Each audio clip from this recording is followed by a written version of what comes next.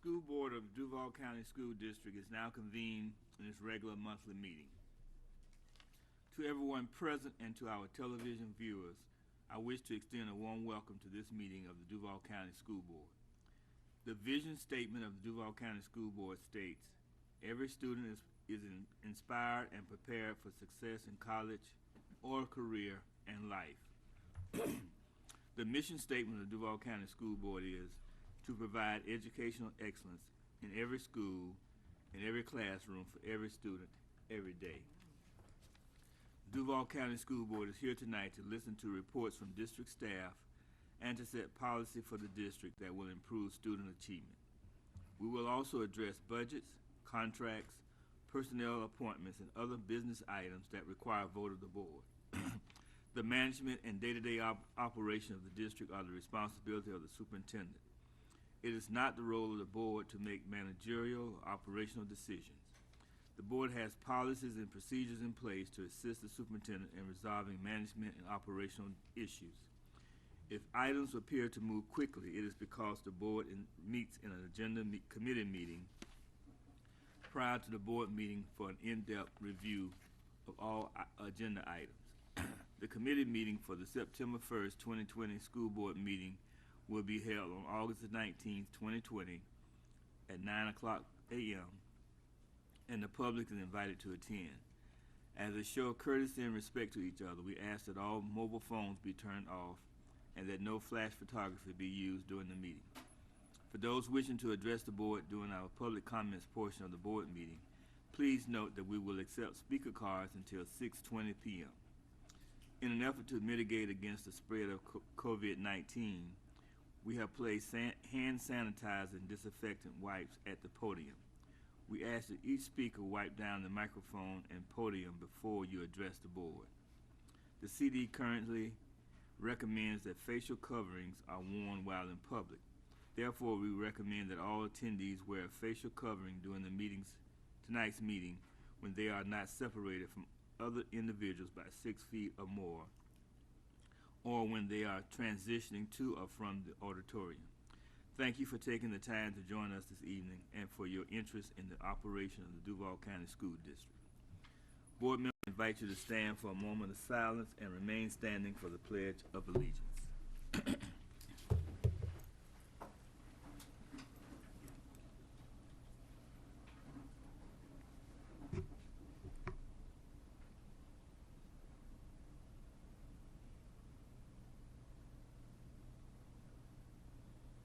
Thank you. I pledge allegiance to the flag of the United States of America and to the republic for which it stands, one nation, under God, indivisible, with liberty and justice for all.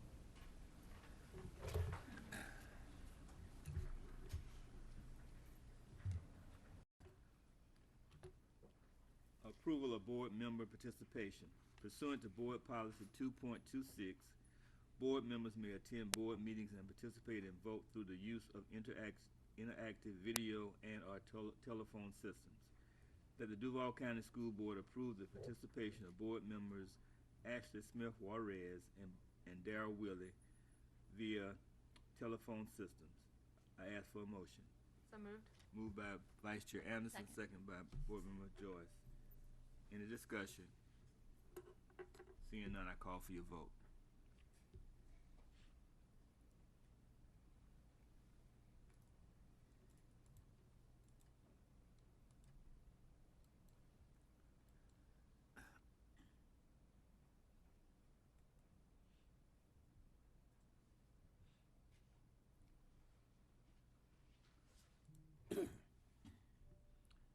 By your action, you approve that item 5-0.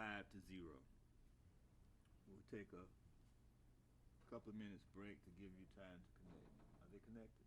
Okay. They're ready. Board Member Smith Juarez, are you present?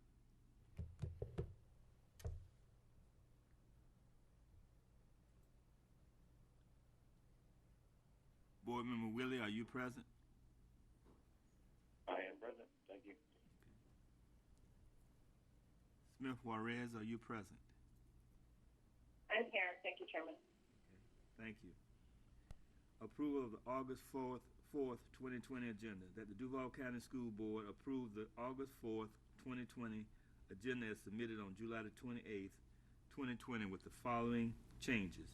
Approval of agenda, approval of board members via interactive video or telephone systems, item added. Approval of minutes, item revised. I ask for a motion. So moved. Moved by Vice Chair Anderson, second by Board Member Joyce. Any discussion? Seeing none, hearing none, I call for your vote.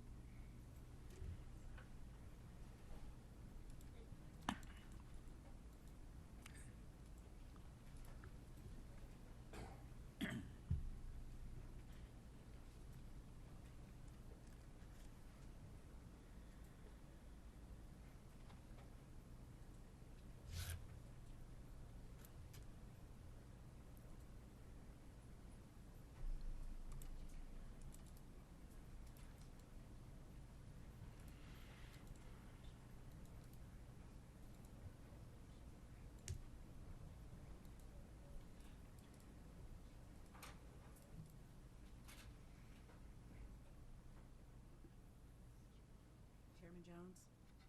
Yeah. Smith Juarez will have to vote verbally. Board Member Smith Juarez, how do you vote?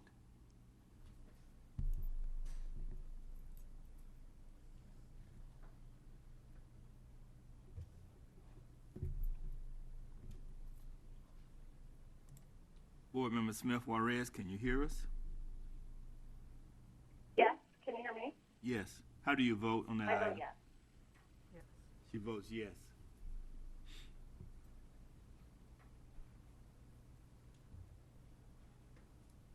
Thank you. Thank you. By your action, you approve that item 7-0.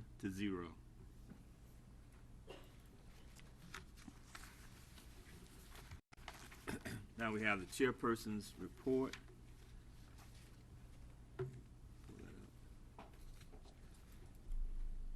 Our schools, our community, our future. The problem, the solution.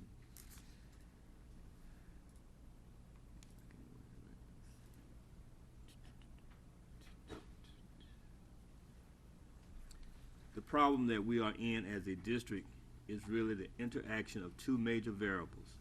First, Duval County has the distinction of having the oldest school buildings in the state. These are the Big Seven. Note how new Orange County schools are, about half the age of ours. That is because they have already passed a local referendum and they are building and renovating their schools.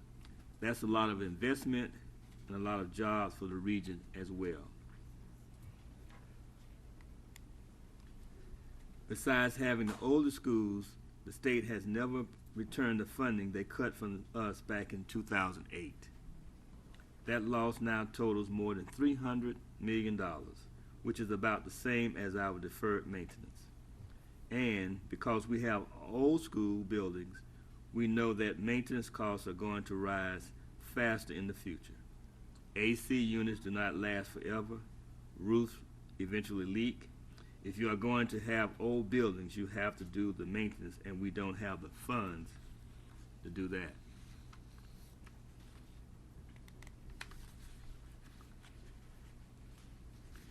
This map shows all the districts that have successfully pursued some kind of local effort to fill the gap in state funding and invest in their schools and their economies.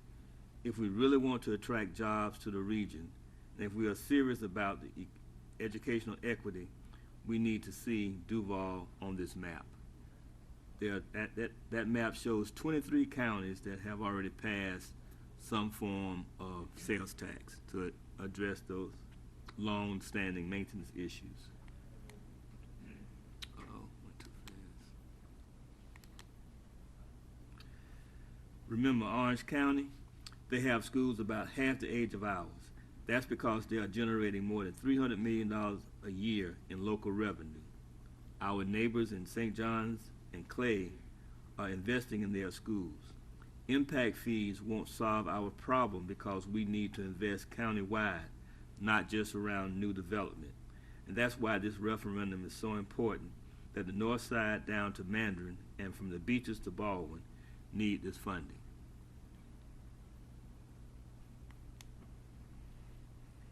Keep your eye on our website, our duvalschools.org. Register to vote, and let's really elevate Jacksonville by investing in our local economy, creating jobs, and improving educational equity for all of our students. I know we've been talked about because we don't have the proper funding to maintain our schools, and I think those graphics indicate clearly why we need a half-cent referendum to pay for our aging school district, and why we're in the position that we're in now, and why the impact fees won't solve the problems that we're confronting today. I just wanted to share that with you as you go forth and talk to your constituents. Coming up to November the 3rd, you'll have that information. Thank you. Dr. Green.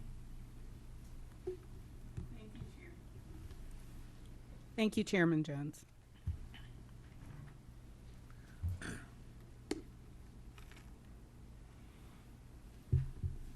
My update is going to be a little longer than normal. We've had a very busy month of July, and so I'm going to talk about all the top issues that surround reopening our schools.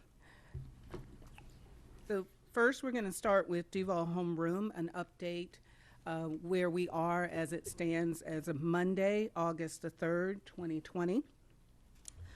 We have approximately 35,000 students or their families sign up for Duval Homeroom, almost a third of the district. We currently still have about 1,200 applications somewhere in the process, whether they were struggling with creating a parent account, anything that was touched prior to July 31st or on July 31st, they're still in the, if you will, hopper. We're working through those issues. So we still have about 1,200 students that would add to that number. So we believe we'll be very close to a third of our students have signed up for Duval Homeroom. As you can see by the regions, the ISI region, whether it's elementary and middle, approximately 28%. The primary region, close to 26%. The elementary region, 33%, middle school region, close to 36%, and the region of Hope, our high schools, 30%. When you look at this data by school board member districts, you'll see that pretty much the districts are very close together. Our highest percent is with board member Willie at 36.9, basically 37%. And our lowest is board member Ms. Smith Juarez at pretty much 27%. So it's 10% variance between the lowest enrollment and the highest enrollment. But when you look at the average, which is about 32%, it's a 5% variance from the lowest enrollment or the highest enrollment. Where you see no board member assigned, that's for our homebound students, pre-K, ESE, those alternative settings that really aren't tied to a board member district. So we have about 11% enrolled through those methods. When you look at Duval Homeroom by ethnicity or race, you'll see that our highest is for Asian, 51.6%, and then second Pacific Islander, 40%. Those are skewed because those numbers are much smaller than our other ethnicity or racial categories. But outside of those anomalies, the percentages are very close, where you have American Indian, 29%, African American, 37%. Basically 38%, Hispanic 28%, multiracial 34%, Pacific Islander 40%, Caucasian white 23%. Not listed, that means they did not fill out an ethnicity portion of our enrollment, and so we have 21%. But again, that's skewed because you only have 19 students.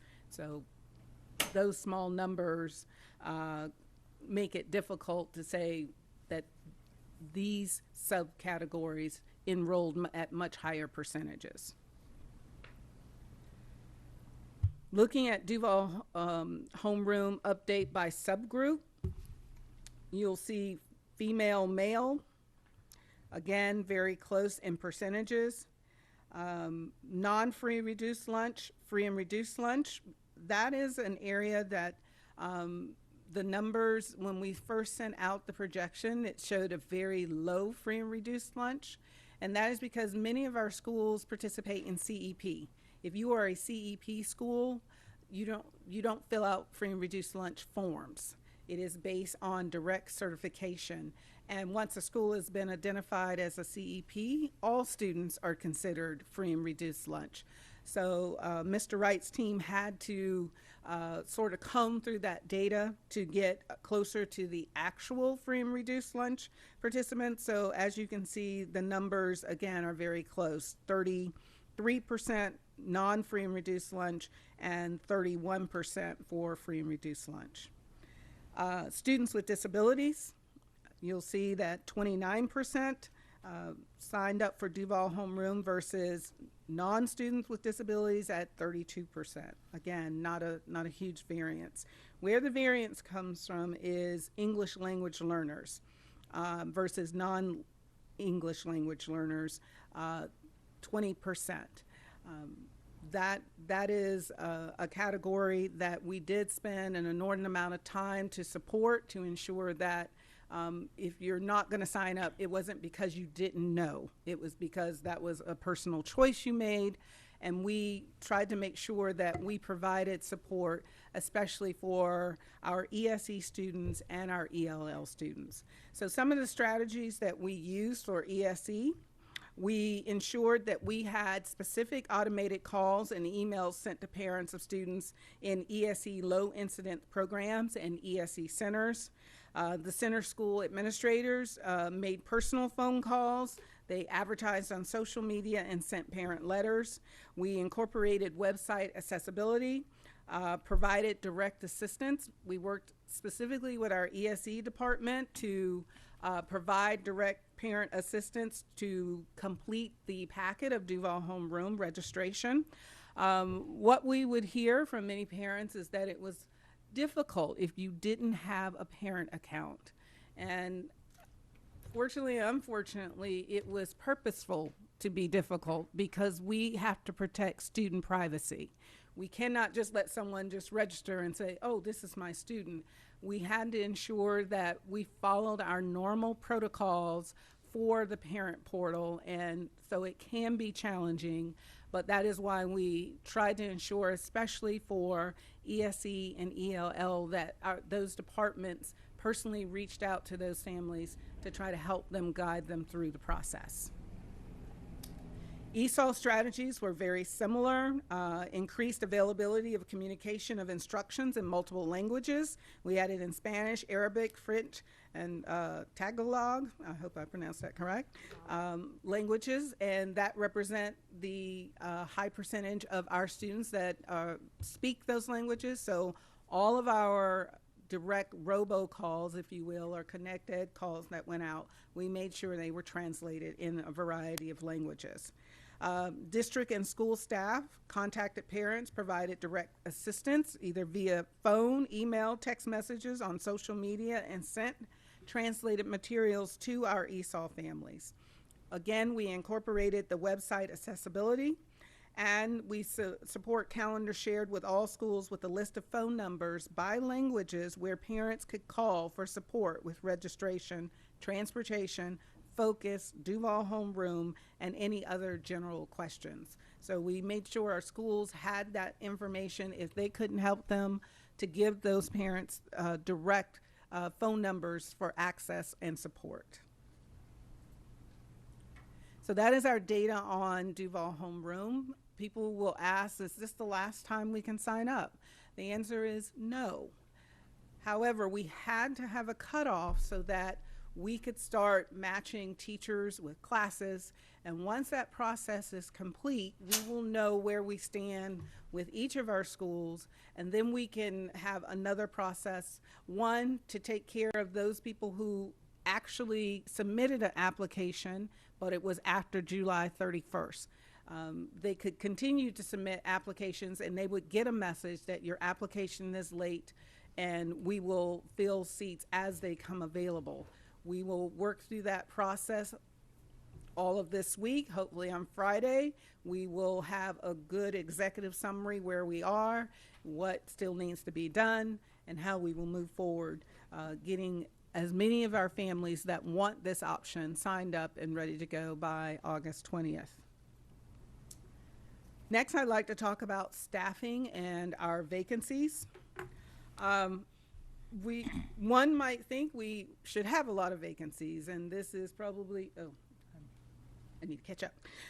This is actually the first year in a while that we've had this few vacancies.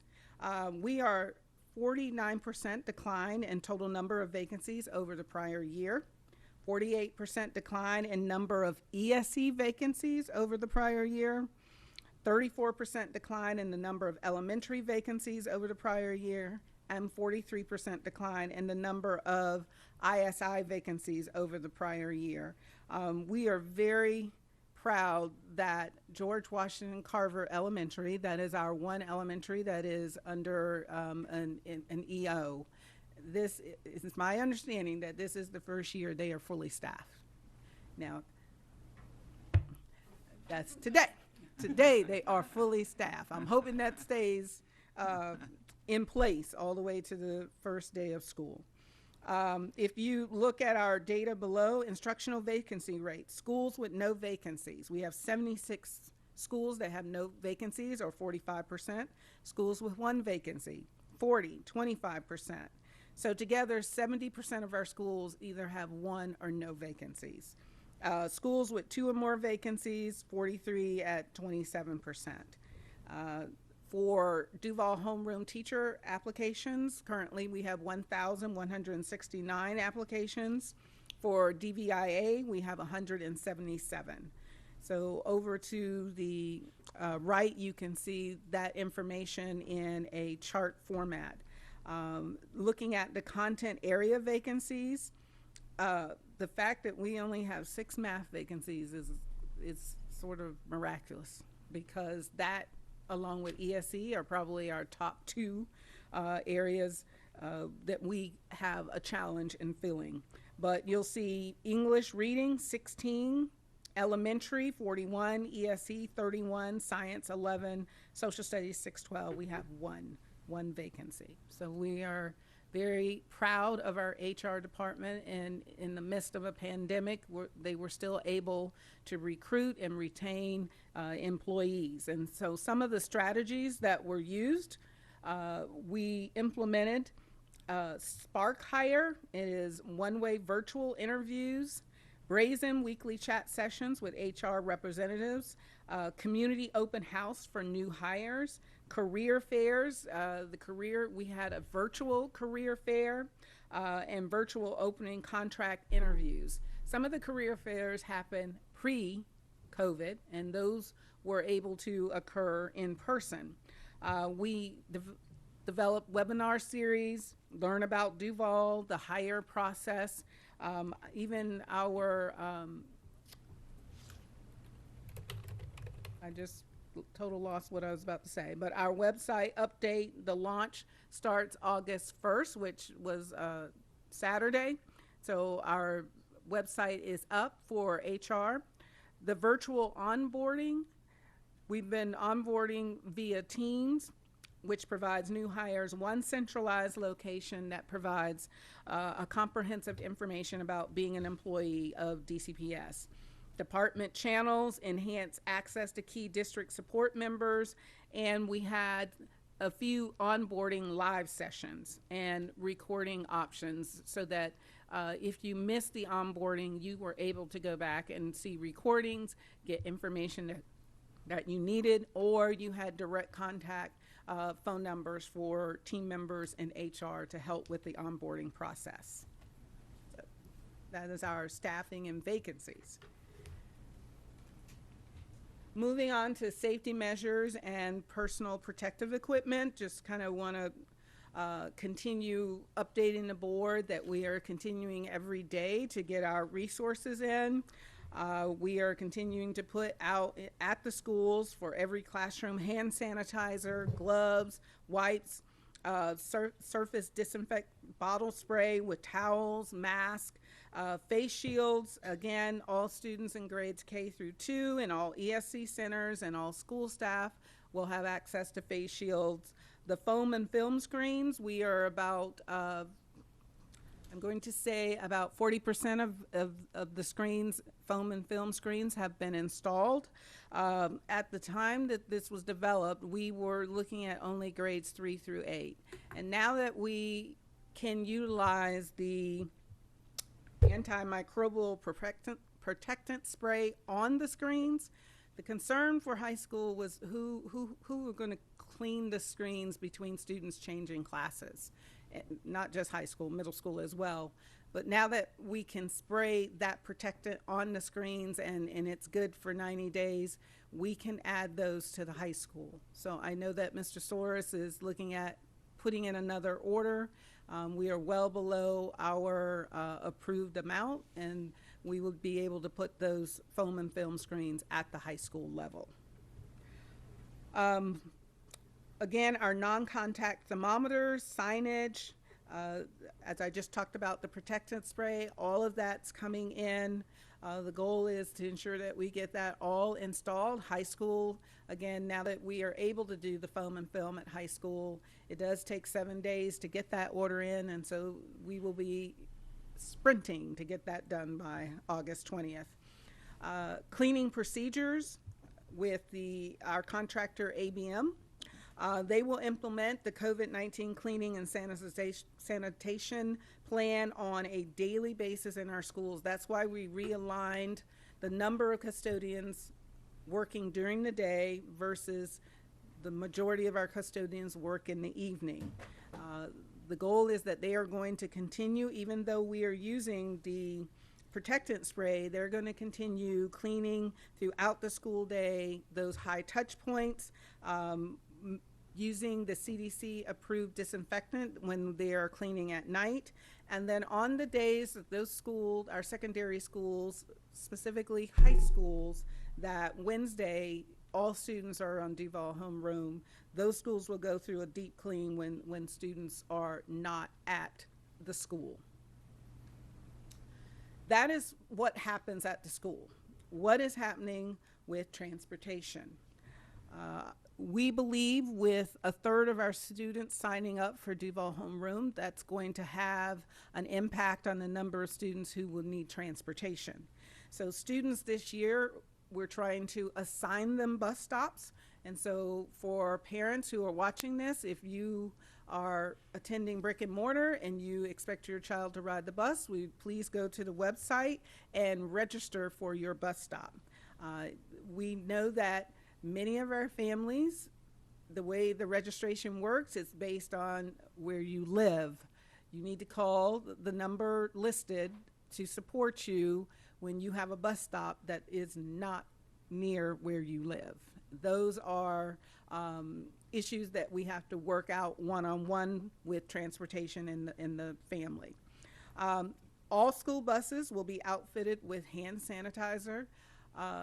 A number of people may say, well, why can't you add things to the bus, such as plexiglass behind the driver? Well, believe it or not, the Florida Department of Transportation is the only entity that can approve any change to a bus. And we had to submit a waiver to just have the hand sanitizer installed on a bus.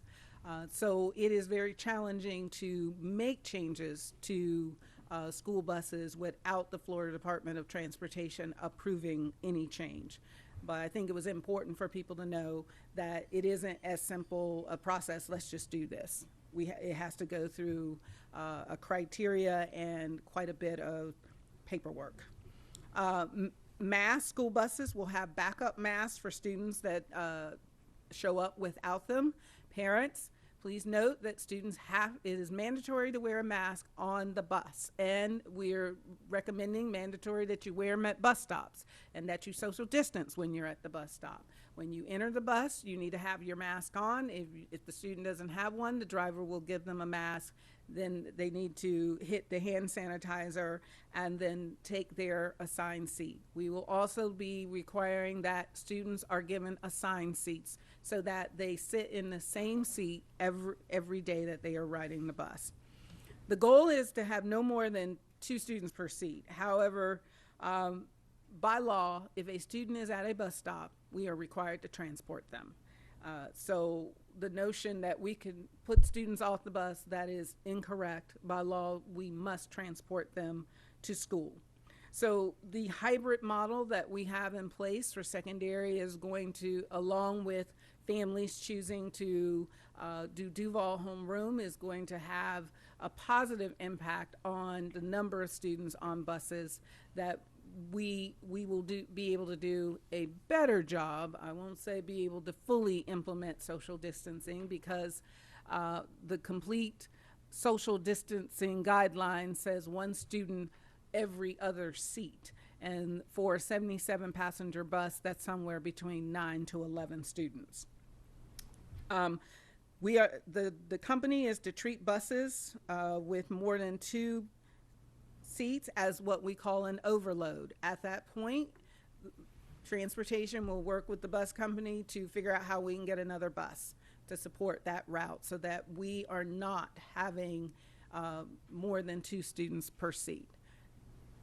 Based on all the information we have now, once we have Duval homeroom with understanding how many students that will impact transportation, some of that we'll be able to anticipate prior to the first day of school. Others we will not be able to anticipate, because even though a parent has registered for Duval homeroom, we can't stop them if they change their mind on the first day of school and decide, no, I think I want to send my child to school.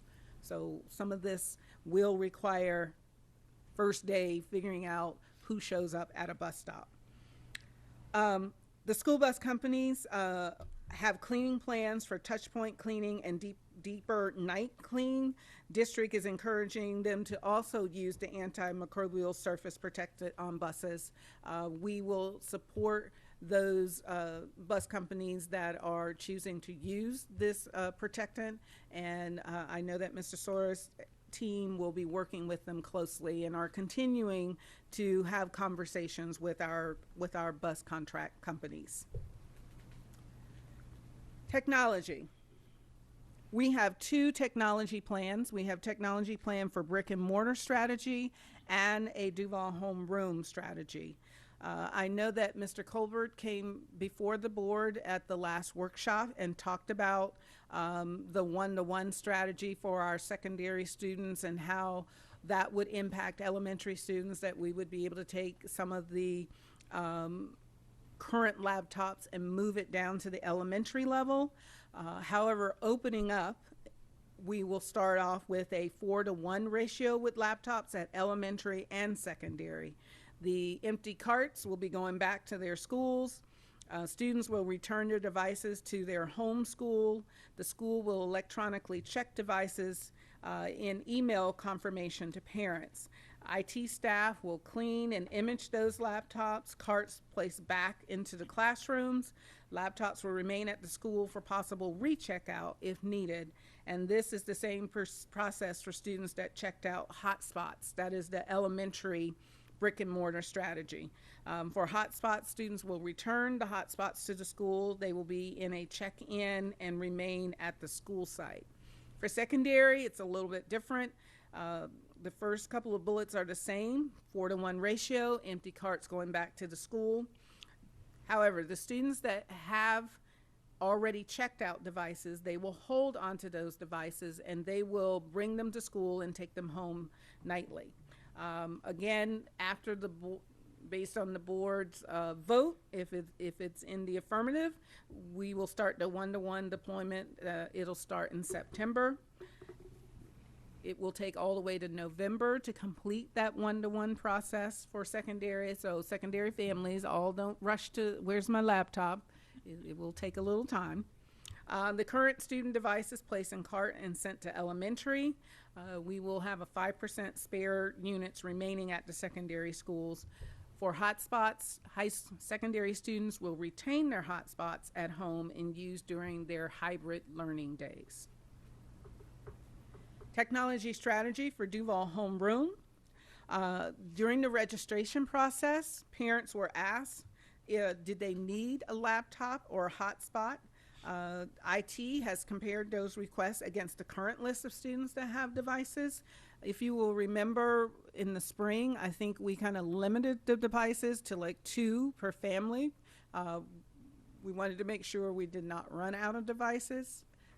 In this instance, we're asking, does your child need, you may have gotten 2, but you might have 5 children that are in our school, so 3 of them do not have laptops. For Duval Homeroom, starting in the fall, we want to ensure that students have their own laptop. Parents will be sent an email link to electronically sign for their laptop hotspot agreement form, or parents could go to their school as long as their kiosk is located somewhere near the front office to sign for their acknowledgement of the forms. Laptops and hotspots will be assigned to students at their home school using devices currently at the school site. And principals will have access to the new dashboard that will list their IT assets and assignments so that they know which students have laptops or hotspots. And later this school year, the new dashboard will include laptop utilization. So they'll actually be able to see how students, I won't say how students are using their laptop, but the utilization time of the laptop. Additional medical support, the board earlier today, I sent the board a media release that talked about us implementing rapid testing, and it will be delivered through a team of temporary nurses that will be available for rapid response to COVID-19 cases in the school district. Those nurses will be working in conjunction with FDOH Duval to assist in contact tracing, follow up with COVID-19 positive students and employees. They will collect specimens for employee COVID-19 testing. That's what I talked about earlier today, that we will actually have testing on the school site, at the school site, based on criteria that that team will develop. We will assign each nurse approximately 3 to 5 schools that currently do not have a full-time medical staff in order to increase nursing presence to 1 to 2 days a week. However, only the rapid response team nurses will be allowed to do COVID-19 testing, not our nurses that are currently working in schools. Also, they will assist schools in maintaining a tracking log of students and staff who present to the clinic and are sent home with COVID-19-like symptoms, and assist with monitoring the isolation areas for students presenting with COVID-19 symptoms. Through the department, I think at the last, I don't know whether board meetings and workshops, they are all starting to run together, but I can remember whether it's a special board meeting or workshop where I had said to the board, if we do not get any guidance on what to do for whether we close a classroom or we have to close a school, that as a district we were going to create that criteria. Well, we didn't get that assistance on Tuesday, so we created the criteria and we sent it to the Department of Health. And from that, Dr. Roll created a medical advisory board. So Dr. Roll, DOH, is working with Dr. Raffor from Wilson's Children's Hospital. He is an epidemiologist and chief pediatric infectious disease. They are bringing 4 other physicians onto this medical advisory board that they either have pediatric or public health experience. So Dr. Roll has created this medical advisory board. They have taken our closing procedures, and now they are in the midst of developing a review and refining those procedures. So what you see as it says, currently under review by the Duval, Florida DOH. It starts with classroom closures, and we put that watermark because, again, it feels like every day something new comes down and we have to, I'm not going to use this word anymore after today, we have to pivot. We have to change direction. So hopefully they know that we're under a time crunch, that we need to get this information to our families so that they understand very clearly if a classroom has to close, the following things either has happened or about to happen, and what happens at the next step. The worst thing that can happen is in the middle of the night, I get a phone call, someone's tested positive, and we don't know what's the next step for that classroom, that school. And we want to have very clear understanding. We understand that there are some situations that the Department of Health they are the entity that makes that decision, and they will guide us in what to do. Right now, again, the one thing that we feel confident about is a classroom closure. We still have to work through what does it mean about a school closure, because it is very different for one of our small elementary schools that may only have 350 students versus a high school that has well over anywhere from 1,700 to 3,000 students. So the situations are not the same. In some instances, it can't be one size fits all, and DOH has to give us that guidance. And so we're very excited that they created this medical advisory board, and hopefully we can get direction.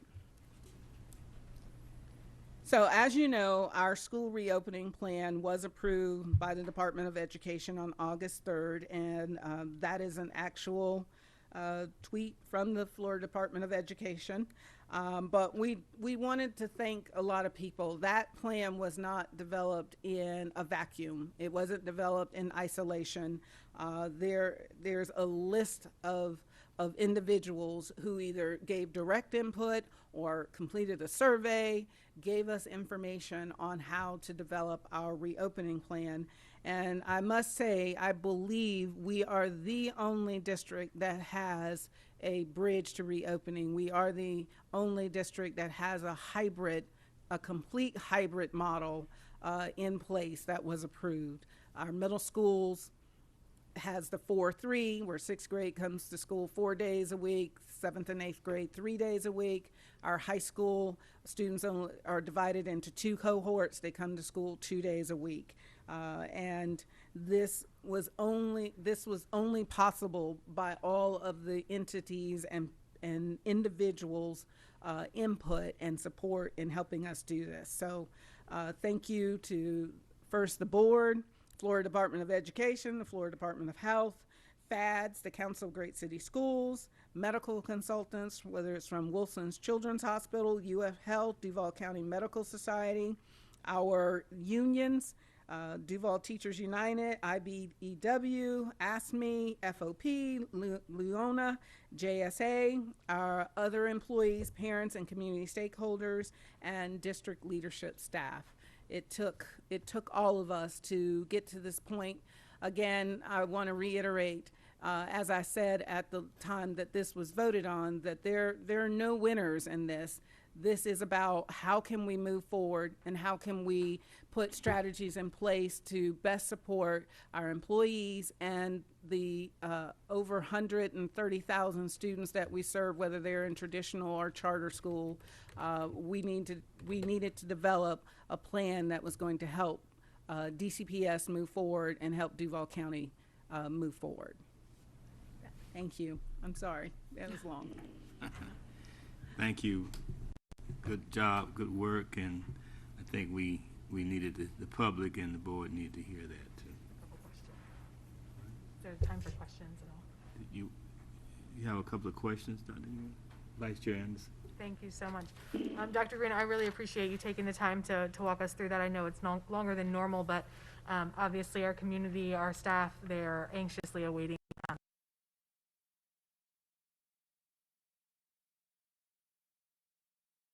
homeroom numbers. Do we know the numbers for Duval virtual or homeschool? People that have withdrawn to just homeschool. I do not know those numbers today about homeschool. One, homeschool, you can go to homeschool for any, it doesn't necessarily have to be related to COVID-19. So I'm not sure we were separating, oh, this is COVID-19 related versus this is just a normal, you want to do homeschool. For DVIA, we do have those numbers. I'm probably going to be off a little bit, but I think they're close to 1,200. A normal DVIA is around 200, so they're over 1,000%. Significant bump. Yes. Okay. You reported that there's going to be plexiglass for all the teacher desks, and I'm wondering whether that's something that we've already invested in, or if teachers will have some options. Having been a classroom teacher, I spent very little time at my desk, and so I was just wondering whether or not teachers would have some input about safety mitigation things in their classroom. The plexiglass for teacher desks is it's for high school, secondary only. Right. And these were the plexiglass shields that we had, that we have for the center schools. And it can only fit on a desk. So it's not one that can be portable. It's not something you could put on a cart or move with you. So it's something we already have in it's something we already had, and we installed it because we thought we weren't going to be able to do foam and film at the high school or middle school. Okay. The practicality of that is still a little bit. I never sat behind my desk to teach, and I was a secondary teacher, so I'll just say that. But I appreciate the thoughtfulness of it. The deep cleaning, so you mentioned that we're going to have deep cleaning on Wednesdays in secondary when there's no students in the building. They'll all be on homeroom. Can you just tell me a little bit about how that's different than the daily cleaning? Do you know? I'm going to ask Mr. Soares. He could probably answer it better than me. To give a quick, whatever they're doing for the high touch points, they will do for other surfaces that would not be considered high touch points. But is he like walking up? Yeah, he's okay. Right there now. Mr. Soares, you want to respond to that? Through the chair to Board Member Anderson, the high touch point cleaning involves the approved disinfectant, that's proven to be effective against SARS-CoV. You get all the high touch point, which is rails, handrails, doorknobs, areas that are typically touched, throughout the day. Those will be cleaned throughout the school day in a visible manner so people can see. And then at night, we will go through and clean all surfaces, desks, tables, cafeteria, all the surfaces where kids would have been in contact during the day will be cleaned each night. And then on the days off, the hybrid days, and even during the sessions where you have, the 6th and 7th graders in, but the 8th grade's not, back and forth, that's going to be availability, and that's going to be a lower custodial workload. You're going to have less people in the school, not more.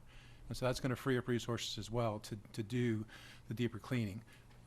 So that'll occur on the off days as well. And then obviously on any breaks that we have, if we get to Thanksgiving, other areas like that, we would also come in and try to do deeper cleaning / sanitization. Again, using the approved EPA chemical, which typically Virex TB is what we're using. I appreciate that. I think that there's been some question, as we put that communication piece out that we're going to do deep cleaning on Wednesdays. People are like, well, are we only going to deep clean once a week? What about the rest of the day? So I think it's relevant to be able to say what's a high touch point, what's not, what is deep cleaning, what's not. So it sounds like what you're saying is the school will be cleaned, all of the surfaces every day with increased staff. And then on the days when we're not here, we'll clean them again, even though there's no kids there. Through the chair to Board Member Emerson, that's correct. In addition, you have the added layer of the BioProtect 500, which is another just on top. And for the public, you want to think of that like paint. Like, can it rub off? Can you rub off red paint? No matter what you use, it doesn't come off. It'll stay on the surface until by friction it comes off, and that's up to 90 days. So that'll be there as well. And it goes into carpets and fabrics and curtains, everything. Thank you. Just a couple couple other short ones if you don't mind.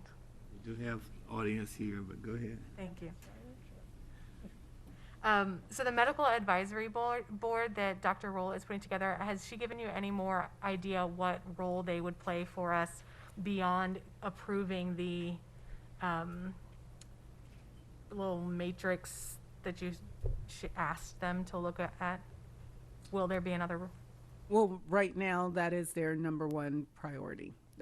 Dr. Roll and I have not talked what is their role beyond, but again, that's the number one thing that we needed to have some type of resolution and be able to share with our families. Okay. I also noticed that on that matrix, we had a school closure or a classroom closure, a school closure. Is there any conversation about a district closure?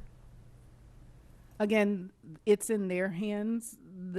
They do know that we want information about classroom and school.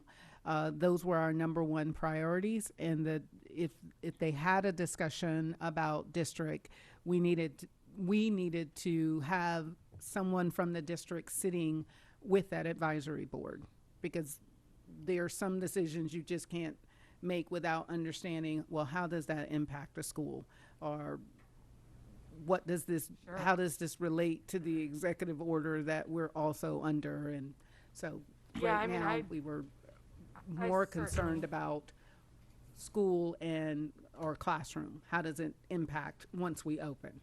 I appreciate that. I definitely don't want the Department of Health to feel any obligation to make decisions about whether or not we open or close schools, right? And we understand that part, but certainly their input about what level of community transmission, what is a high-risk environment, those kind of details, endemic rates, those kinds of things I think would be helpful to get from those folks. So that's something that maybe as a board we can consider reaching out and asking them to provide us some more feedback on, since we know that that has not been readily forthcoming. And then finally, you mentioned that we are the only district that's been approved for this hybrid plan. Can you just expound a little bit more? What are the other districts doing? Through the chair to, I have not been utilizing my protocol. Through the chair to Vice Chair Anderson, we have South Florida, the South Florida districts that includes Monroe, Dade, Broward, and Palm Beach, that they are opening full virtual. The majority of the other districts are opening a delayed, they either have a delayed opening, they're offering the models that we're offering, some type of distance learning for us, that's Duval Homeroom, some type of virtual school for us, that's DVIA, and the majority of them are some form of a 5-day-a-week brick and mortar.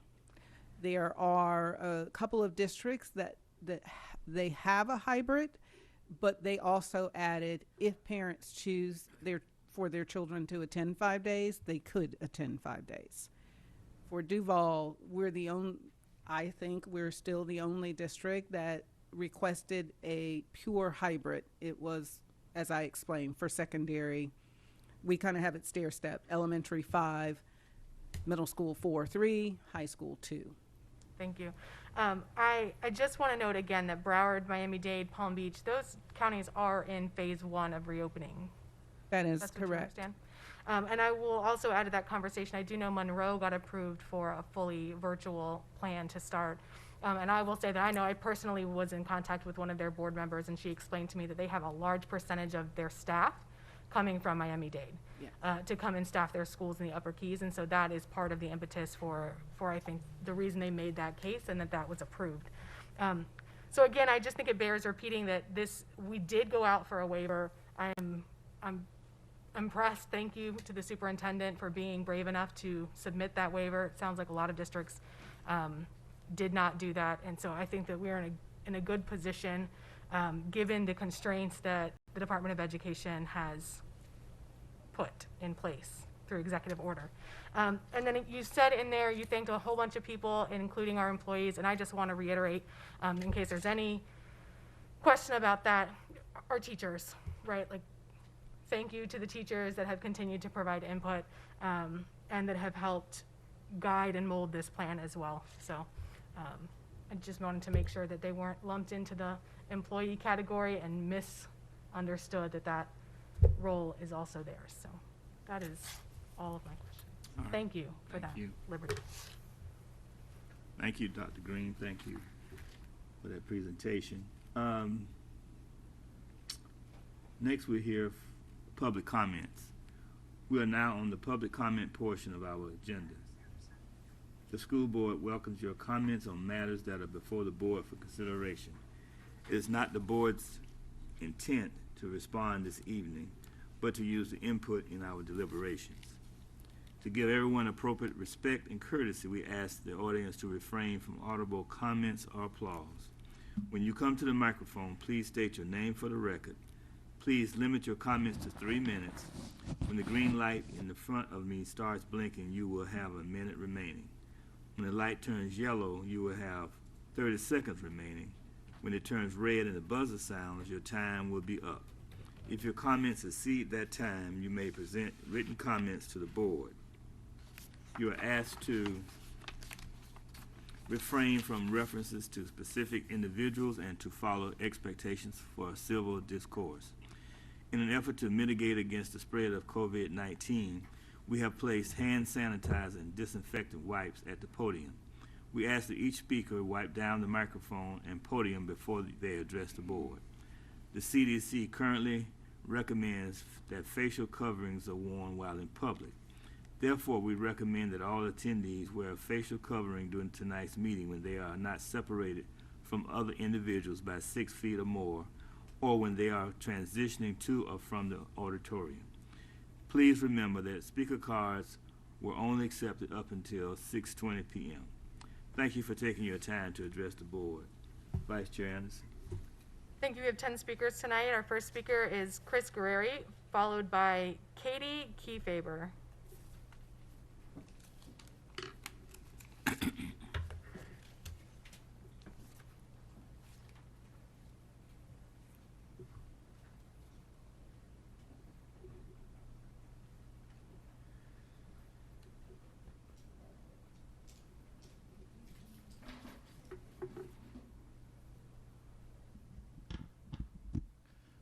Good evening, Chris Guerreri.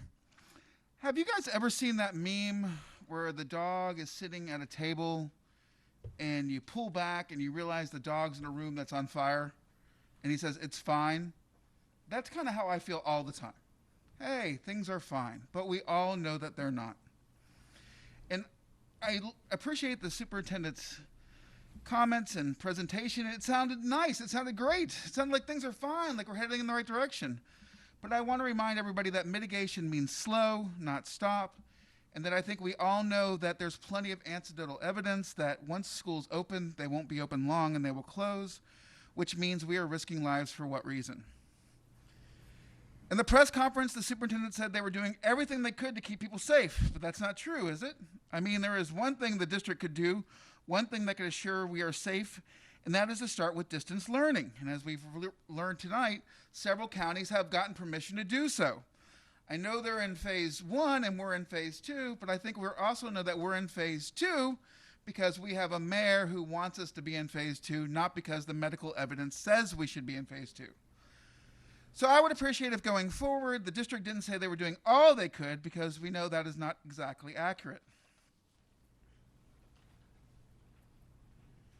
And then I wonder if the super and board understand the messages they have been sending the community. When the super and board encourage people to sign up for Duval Homeroom, everyone hears, keep your child out of school if you want to keep them safe. We cannot protect them in schools, because that's the reality. When the district sends out their social media reminders, teachers in the community hear, watch what you say, don't protest too much because there may be consequences. When the super says it's not feasible to social distance on bus, the staff and community hear, we will try to obey the guidelines except when it's inconvenient. And then we'll just kind of wing it.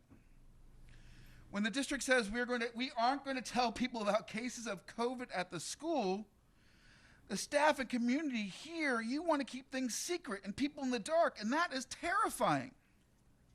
You might not realize it, but these are the messages you are telling the staff. This is what you are telling the community, and none of this is acceptable. One day, hopefully in the not too distant future, the pandemic will end and things will get back to normal.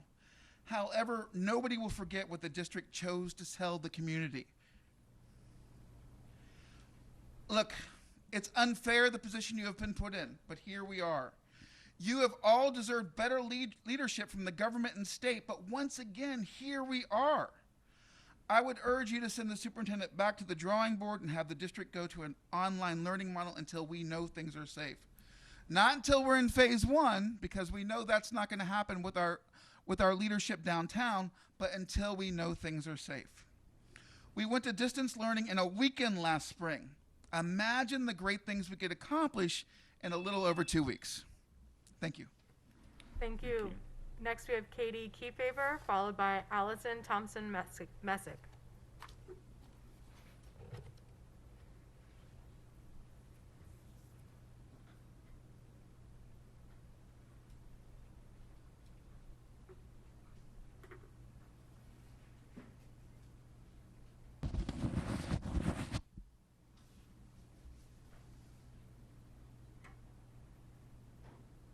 Hello, my name is Katie Kefauver, and I am an 8th grade science teacher in my 5th year at Matthew Gilbert Middle School. At this point, many people in our community have given their opinions regarding the reopening of schools. I recognize that this board has been put in the impossible position during the pandemic. However, as a science person, I am inquisitive. So rather than providing my own opinion, I do have a list of questions that do need to be answered and addressed by the school board before school starts in order to ensure that students, teachers, and staff are safe and secure on the first day of school.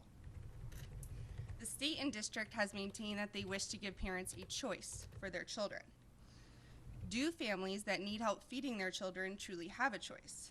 Is free breakfast and lunch available for Duval homeroom and virtual school students? Are we limiting families' choices and putting an already underserved yet more affected population of our community at risk for coronavirus by not providing lunch and breakfast for our online students? Are students allowed to share supplies? If not, who is buying the extra supplies? If they are allowed, who is sanitizing those materials? Who is responsible for buying the extra sanitizer or cleaner? At this point, many teachers are trying to replan countless protocols, classroom procedures, and expectations for their students. What exact guidelines must we follow from day one? Can students work together? Can hands-on learning occur? Will teachers have laptops for students in school if students don't bring them? What happens if a child comes to school without a mask? Will there be extra? Will they be allowed in class and potentially infect myself and their peers who can take it home to our families? What options does a teacher have in middle or high school for a student who will not wear one? Or will they be told just to have better classroom management? Beyond the first day of school, what is the district's plan when there are teacher absences, especially in Title I schools who already have a difficult time getting subs? Are our subs prepared and up to date with protocols? Are they willing to do so before we start school? Realistically, there will be outbreaks within the first few weeks. What is the plan for these schools in terms of instruction? What is the protocol for families to self-report?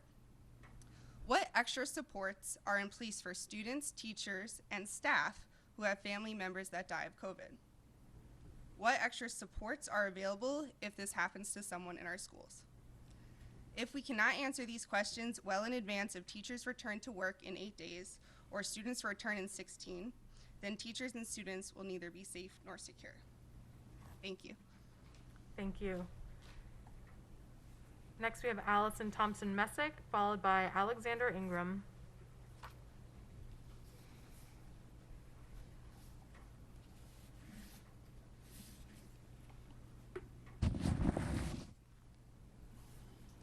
My name is Allison Thompson-Messick.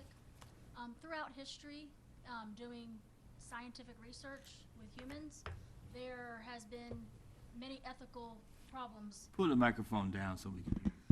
There have been many ethical problems, such as like the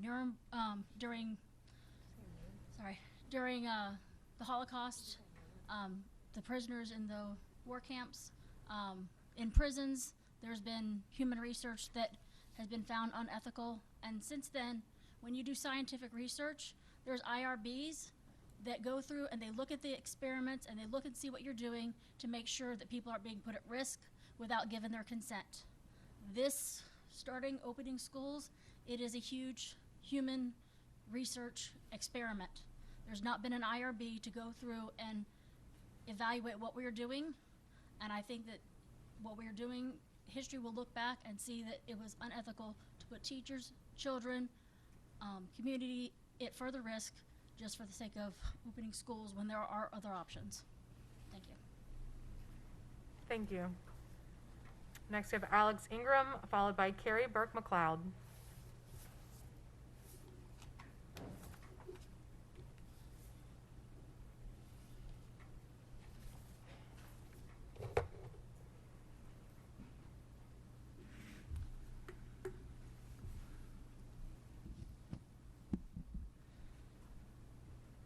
I want to take you through another thought experiment, if you will humor me on this. Go ahead and state your name for the record. Alex Ingram.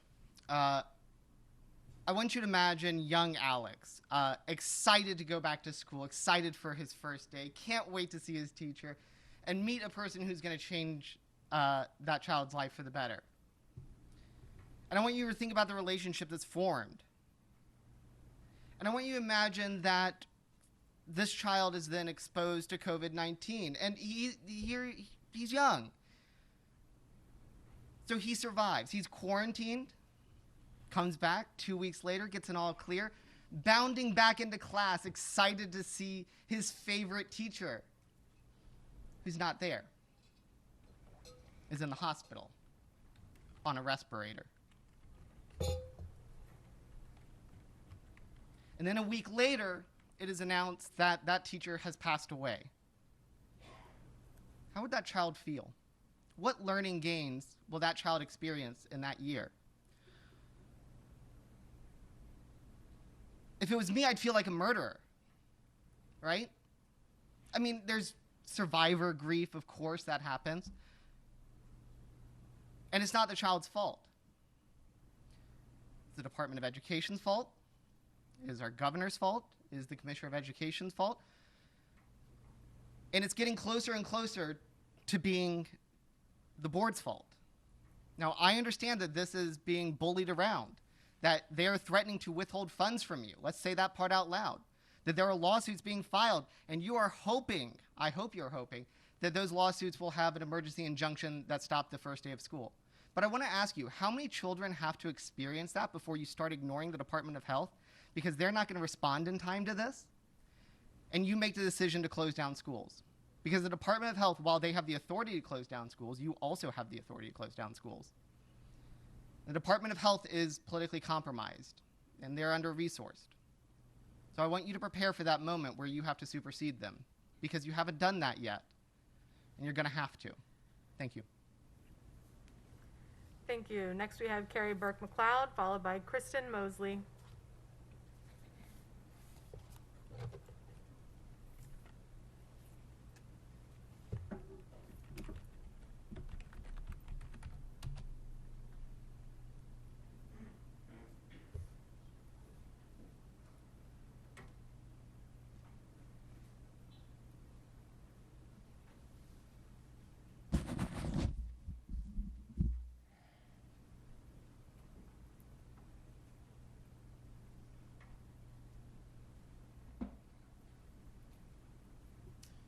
Carrie Burke McLeod. Whoa. Like, today's meeting, just listening to all of the stuff that was said actually blew my mind. And that's really hard to do because I have a pretty open mind as an English teacher. It's what we got to do. We're all about the realm of ideas, right? But when I heard, what blew my mind was when I heard about Miami-Dade and how their online distance learning, plan got approved, right? Like, if we think about that, the super said about 3 weeks ago, well, it's not actually clear if we're going to have a waiver. We already applied for a waiver through the state. We don't actually know if it's going to be approved under this plan. That's why we need the school board's recommendation. She said, we don't have to come to you. I could just pass the plan anyway, but I want it to seem collaborative. But my God, I mean, I want to put some weight to this because I don't want it to be glossed over. If that means that like an online learning plan got approved, that means there had to be there didn't have to be any public comments for minutes or 2 hours like there was weeks ago. That means there never had to be rally after rally. That means there never had to be protest after protest. There never had to be any of that because Miami-Dade's plan got approved. And I think a previous gentleman in public comment said it well when he said, you know, that, I mean, there just didn't have to be any of that. And so that kind of blows my mind. But because the first thing I wrote when I was going to comment to the board publicly was gratitude for recent bargaining. Gratitude was that word that I underlined. And now I can't say that. Darn it, man. You know, and I think now it is becoming closer to the board's fault when this could have been approved as an online plan, but the super and the school board decided not to do it. That's insanity, right? But I just wanted to put that weight to it. So what can we do now? Mask enforcement, class 2, class 3. I know the Code of Conduct Committee is going to meet about that. I hope they are.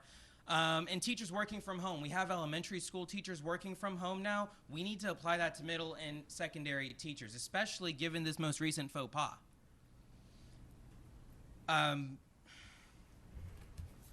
And so I guess I'll give gratitude to the board in the sense of, approving 4 more charters later today? In terms of renaming schools for the safety and wellness, mental wellness of your students, that's awesome. That's great. We need to do the same thing for safety protocols. And right now, we're not getting that from the Department of Health. So please, keep that pressure on the Department of Health. We need to get some changes right now. Pretty ominous, huh? Thank you. Thank you. Next, we have Kristen Mosley, followed by Catherine Margaretta.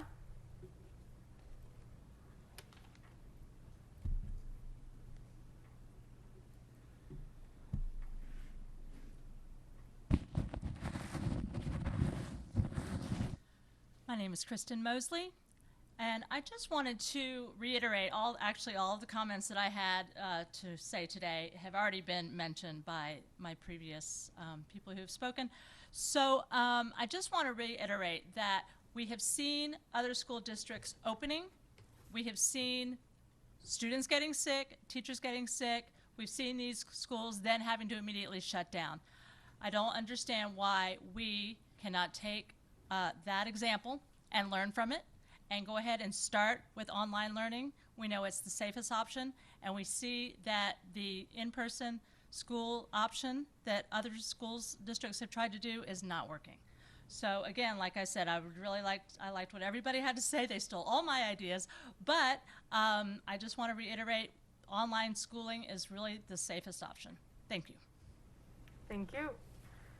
Next up, we have Catherine Margaretta, followed by Mary Ayers.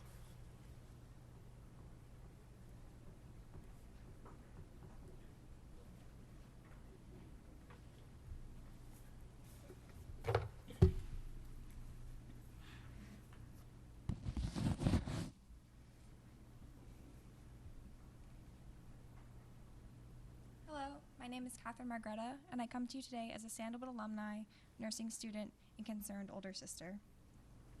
The topic I want to talk to you today about is sexual education.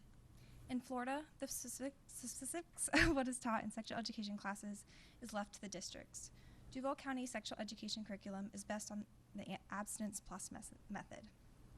This method stresses abstinence while emphasizing the importance of contraceptives and disease prevention. While this is more effective than abstinence only, the abstinence plus method does not include discussion of consent or LGBTQ issues. In order to protect our youth from negative consequences of sexual activity, it is crucial that we expand Duval County sex education to include topics of consent and LGBTQ issues. We know that adolescents are having sex, but practicing safe sex and sex goes beyond pregnancy and STI prevention. I request to expand the Duval County High School sex education program to include discussion of consent and LGBT issues. More specifically, when someone can and cannot consent, the importance of freely giving consent, and the right to revoke consent at any time. LGBT sexual education should include LGBT-specific issues such as the importance of the use of barrier devices to discourage transmission of STIs, despite the lack of chance of pregnancy. 42% of female rape survivors were under 18 at the time of their first rape.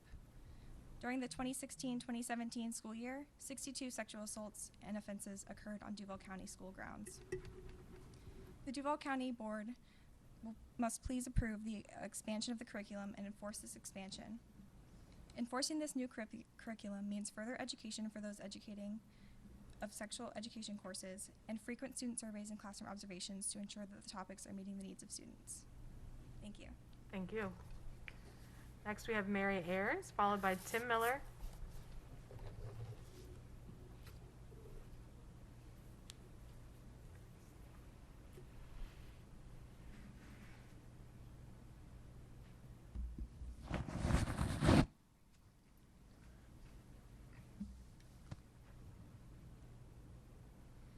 Before I start, I'd like to apologize if I have a stutter, if I sound rushed. This is a subject I'm very anxious about, but I do feel it's important to discuss. So, hello, my name is Mary Ayers, and I'm a Sandalwood High School graduate, current student at Florida State University, and a rape and sexual assault survivor. I spoke last month to FSU SGA about how our university does not have sufficient education about consent or anti-rape sexual violence. However, the programs designed to help programs designed to help survivors do not do enough. This got me thinking about how prior to college, we don't get sufficient education about that either. And as a survivor, it's my goal to advocate for better education regarding consent, sexual violence, and resources for survivors on the community level, starting in our schools. Also, as a member of the LGBT community, I'm concerned that there's no form of sex education in Duval County, and it's important for these students to receive equal education to that of their non-LGBT students. To start off with the LGBT issue, there is no sex education for LGBT students in Duval County. According to Rutgers, research shows that almost all LGBTQ youth have a limited number of trusted adults they can talk about sexual health with, so they frequently seek information online or from peers, which tends to be neither age appropriate nor medically accurate and can often be misinformed. I believe Catherine provided you all with very good statistics about how LGBT folks tend to experience sexual violence at far higher rates than their non-LGBT counterparts. And I'd like to emphasize there's a correlation between the lack of sexual education for LGBT students and the sexual violence they are likely to encounter, which is a huge reason why these students need proper sexual education that applies to them. Jumping back to sexual violence, according to the DCPS website, there is no education regarding consent or sexual abuse for elementary students. And while I understand this is a difficult topic to broach with younger children, 34% of minors who experience sexual abuse are under the age of 12, which is elementary level. And according to the Rape, Abuse, and Incest National Network, also known as RAINN, survivors of sexual childhood abuse are 4 times more likely to develop symptoms of drug abuse, experience PTSD, and 3 times more likely to experience major depressive episodes as adults. So, for these reasons, education about consent and sexual abuse need to start earlier on. And we can't always count on survivors, especially really young ones, to come forward about their abuse, so schools need to be more proactive in teaching them what is and is not okay. And as for education on consent and sexual violence for older students, the DCPS website states that they teach boundary settings and refusal skills for 7th and 8th grade in high school. But I'm concerned about how effective this education is as a university student, because I've had several conversations with peers about how our schools do not go in depth enough about consent or sexual violence. And from my experience at Sandalwood, I did not get any education on Title IX or the rights of survivors when reporting, or how survivors of different demographics can be affected, such as men or LGBT people or people with disabilities. I believe schools need more programs to assist survivors, such as a victim advocate program, and that there needs to be education on how to be a good ally and to support your friends, because according to RAINN, sexual violence has a major impact on survivors, including higher rates of depression, anxiety, PTSD, and suicide. And I'm sorry for going over, but this is very important, and I have more information in this packet right here if anyone would like it. And I have a website with more sexual violence resources if anyone would like to look at it. It's sexualviolenceresources.card.co. Thank you. Thank you. Next we have Tim Miller, followed by Darlene Miller.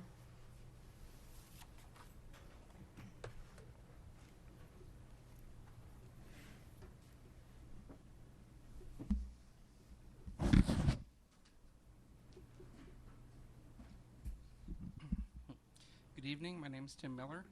First of all, I'd like to say thank you for giving parents, students, and teachers choice on what is best for their family as far as brick and mortar, virtual, or hybrid approach.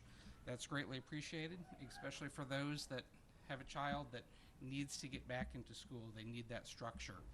I do have two concerns. One is, of course, we need to make sure that all the ESE services are provided to all the students, especially the social emotional services and accommodations that can be especially difficult in a remote environment. But we still need to make sure those are effectively implemented regardless of the teaching method. The other is what I've seen online the last month or two.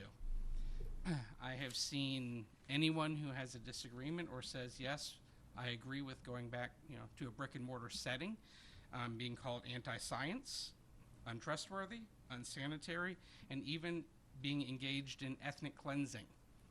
These are all comments that are coming out, many of them attributed to people who say they are teachers or work with the district.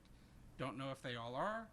It doesn't really matter. The point is, this is getting out, and as a parent, if some of these comments are attributed to people at the school, teachers, administrators, whatever the case may be, that's a huge concern with me, because they're saying this online. When a child goes to school, that teacher or that administrator is in a position of authority over them. And if this is their attitude, what is that going to be propagated down to the children? There's a serious issue with that. Also, among the comments are talks about strikes, which are illegal. I think everybody knows that in Florida for teachers. But stick-outs, causing chaos in schools, saying, hey, go early to lunch one day, late the next day. And especially troubling to me is derogatory comments about ESE students and their disabilities, because those are some of the ones that need to get back into brick and mortar the most. Thank you for your courage to move forward with the plan. If I can support you in any way, please let me know. Thank you very much. Thank you. Our last speaker this evening is Darlene Miller.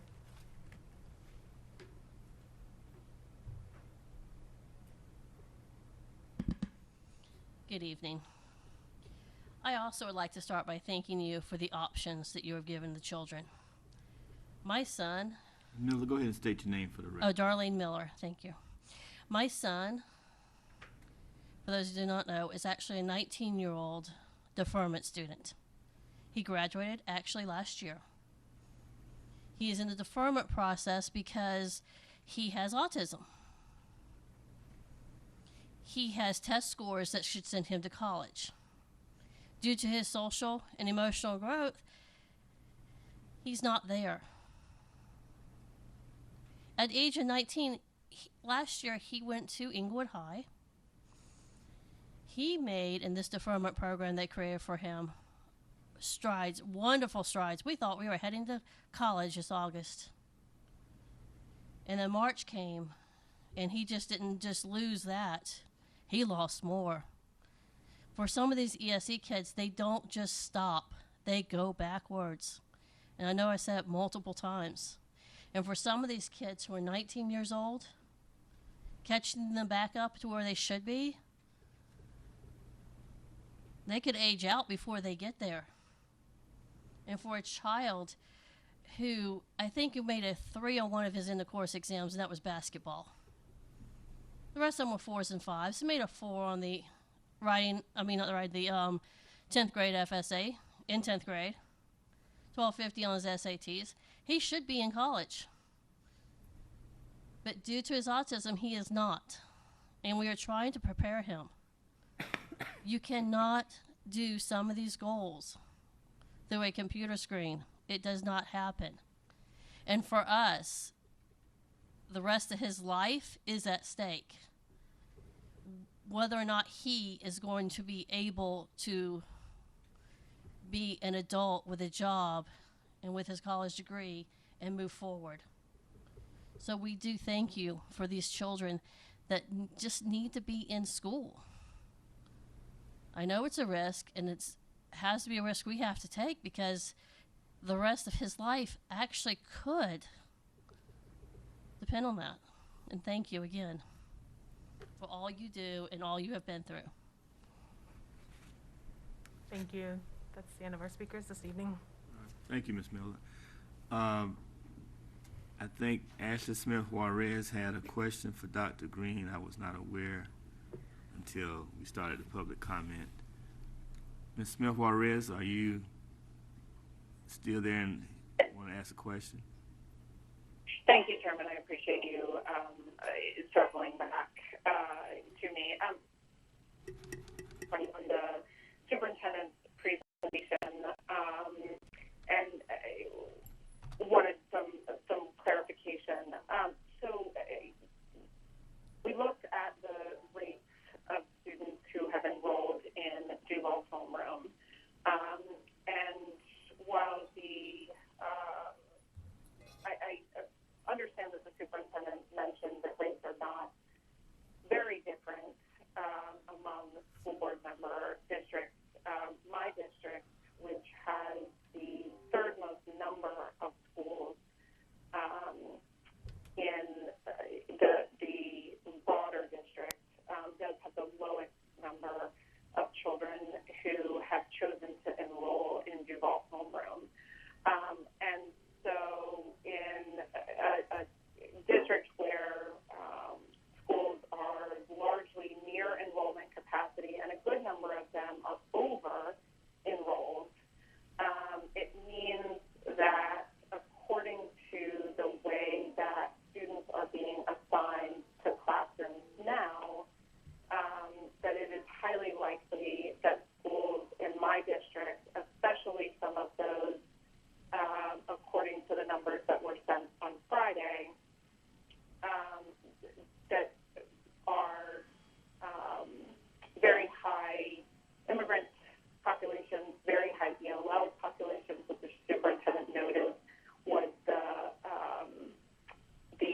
lowest rate in terms of demographics of those looking to Duval homeroom. And so through the chair to the superintendent, appreciating that many of my colleagues spoke about the need for equity when we contemplated the plan for reopening. When we think about equity in terms of the density in our school buildings during a pandemic when space and distance are arguably the most important strategy to curbing infection, how will we as a school district create equitable environments inside our schools for populations who have higher rates of infection due to environmental factors outside of the school? And we are anticipating, based on the numbers now, higher density in schools where those children will be learning. Through the chair to Board Member Swift Juarez, first of all, we are not completely done with Duval homeroom enrollment. We still have about 1,200 outstanding families that we have to, wherever they are in the process, complete that process. The second piece of that is once we have that fully identified, we recognize that there will be more open seats, if you will, for Duval homeroom. When you sent the request about information as it relates to the class size of the students that are coming to brick and mortar, and we indicated we still have to meet class size, from that we can see which schools, okay, there's an impact here. How do we go into that school? And maybe we do just an open enrollment for those particular schools, because the numbers are, unfortunately, the numbers don't come in nice packages of 18, 22, 25. Even for some schools that have over 50% of their students enrolled in Duval homeroom, there are certain grade levels it's not working out very well because the number just doesn't work out in perfect, as I said, perfect packages. So we will know more information hopefully next week once we go through this entire process of aligning the number of students in Duval homeroom to teachers and looking at each individual school. So right now I cannot give you an exact answer of what we would be doing for those specific schools. Right now, I believe we have 5 schools that we have a concern about, and those will be our priorities. And those 5 schools have the lowest enrollment into Duval homeroom. We just want to make sure it's not because of not understanding what are their options. And so we will work with those 5 schools once we complete this process this week, working with all of the schools. Thank you. I appreciate that this is an evolving process, and to you and to Ms. Schultz and to all of those who are creating the staffing assignment for such a complex plan, my hat is off to you. I know that this is a moving target, but I hope that we as a board and as a leadership team continue to think about equity as it relates to the density of our school buildings and how our students are experiencing this in-person environment. The only other question that I had relates to the decision tree that I believe Board Member Anderson, Vice Chair Anderson referred to as the matrix. So I'm speaking about the same concept. While I do appreciate that Dr. Roll and the Board of Health, the Department of Health has now created a team that will assist with the process, it is concerning that we, as educational experts, had to take the initiative to make the initial plan. And I hear a lot of the questions during public comment are questions that have yet to be answered because we don't have that decision tree. And so would second Board Member Anderson's comments regarding the need for continuing organization beyond just having direction from the Department of Health, and appreciate the superintendent's transparency and honesty and saying hopefully we can get direction from them. I believe that as a board we need to emphatically ask for direction. And so to the chair, I would ask that we look for consensus from the board to authorize you to pen a letter to the Department of Health requesting their direction in this matter. I, again, appreciate that the superintendent and other superintendents across the state took the initiative to begin development when the Department of Health did not respond. However, they are education experts and hold PhDs in education leadership and other education areas. And we need MDs and PhDs in public health and other related fields to be the ones who are giving the direction in these areas. So I would ask through the chair to the board that we authorize the chair to write such a letter so that the superintendent also has the weight of the entire leadership team as she works with the Department of Health and makes these requests. Okay, I guess, does anybody want to, I guess we need a consensus on that from the board. Did everyone understand her request? I can't understand her on any of it. I will second it. I mean, I don't know if we need a second, but I agree with Board Member Smith-Juarez. As I said before, I think that it's time for the board to formally reach out to the Department of Health and request their assistance in this guidance.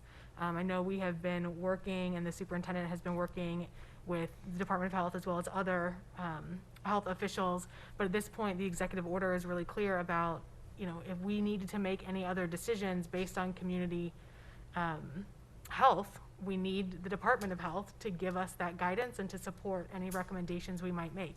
Again, we wouldn't ask them to be closing our schools, that would be our job, but certainly we need reliable, accurate health data to make those decisions moving forward. And I think in the absence of us as a board reaching out to them directly, we lose some leverage. So I support the initiative from the chair directly to the Department of Health on behalf of the board. I guess I'd like to ask ask another question. It seemed to me that that the superintendent had already put those procedures in place, that there was going to be an advisory board that she's already formed, or that is being formed now, that would assist this board and the superintendent on how we would move forward with any outbreak. So I'm not really sure that I understand what the difference between that is and what Board Member Smith Warres is requesting. All right. Board Member Hershey, and then I'll come back to. The other thing too is I don't know how many board members read the article that came out from Leon County. I think Leon County is in Tallahassee, that addressed this. It came out, I think, the end of last week. I don't know if anybody read that, where it discussed Leon County's, I'm going to say, their frustration with looking for answers, and then the health department saying we're not authorized to give that. I know, and the superintendent shared today in her report, the health professionals here in Duval County that she is working with, she's not making these decisions. Yeah, she's not making these decisions flying solo. And so my question is, what's the goal of the outcome other than, Leon County, I know, reached out. I read the article. I don't know if anyone else did. What's the purpose? I'm trying to figure out what's the benefit and what's the outcome when it seems like there's a framework in place. Dr. Green, to Board Member Joyce's point, and Dr. Green has outlined those people who are advising, and they are healthcare experts in the field. I don't know that we're going to get a different answer than Leon County. But that is a board or an advisory group that's being formed now. So they haven't given this board or the superintendent any recommendation thus far. Is that correct? That is correct. This, the formation of the group happened at the end of last week, and we did say, we need you to move quickly on this. And since I haven't looked behind me, I don't know if our director of nursing. No, she just left. Okay, our director of nursing, Elizabeth Trudeau, has done a phenomenal job and really worked with Dr. Roll to get this advisory group together, because I have been transparent. I said we weren't getting any direction, and if I didn't get it by Tuesday, well, we'll do it.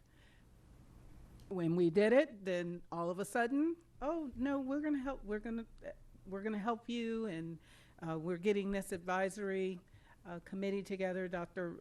Raffor, I know, spoke with Elizabeth and said we have people who are ready to support the school district and the Department of Health, and that's where we stand today. But they do have guidance that the first thing you have to do is give us this matrix so that we can inform our families of what happens if we have a positive case or something.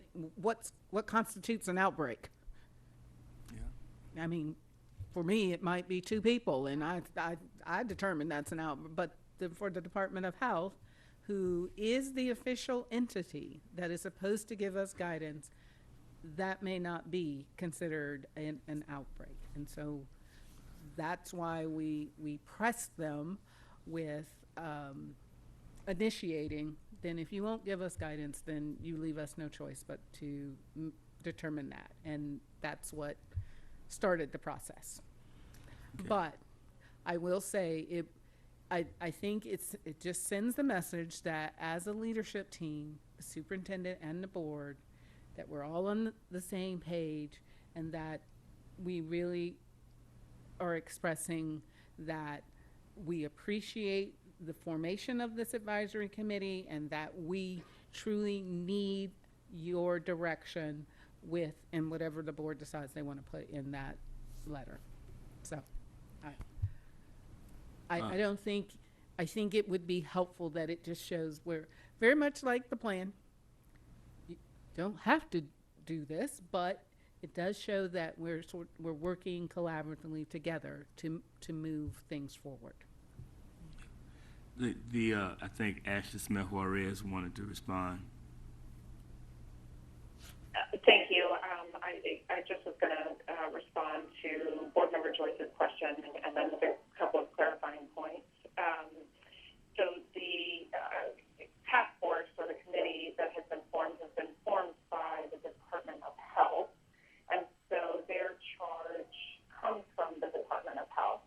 And so I think it's important that because we are the school district who is looking to the Department of Health for direction regarding pandemic process and procedure, that that we make some particular asks of the Department of Health as it relates to how they might charge this particular task force and what information the task force might then feed back to us through the Department of Health. So that's, to Board Member Joyce's question, I think that's an important point and an important message that we can send as a leadership team in terms of what are our needs from health experts as we position ourselves to deliver education.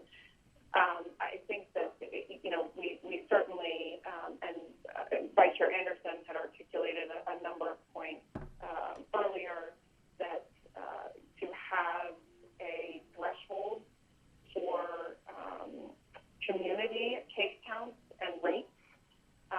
If we are not following the CDC's guidelines, then what is the Department of Health guidance as to community case counts and rates in terms of the safety of opening our schools, which will have anywhere from 200 to 300 to some over thousands of people in those buildings every day.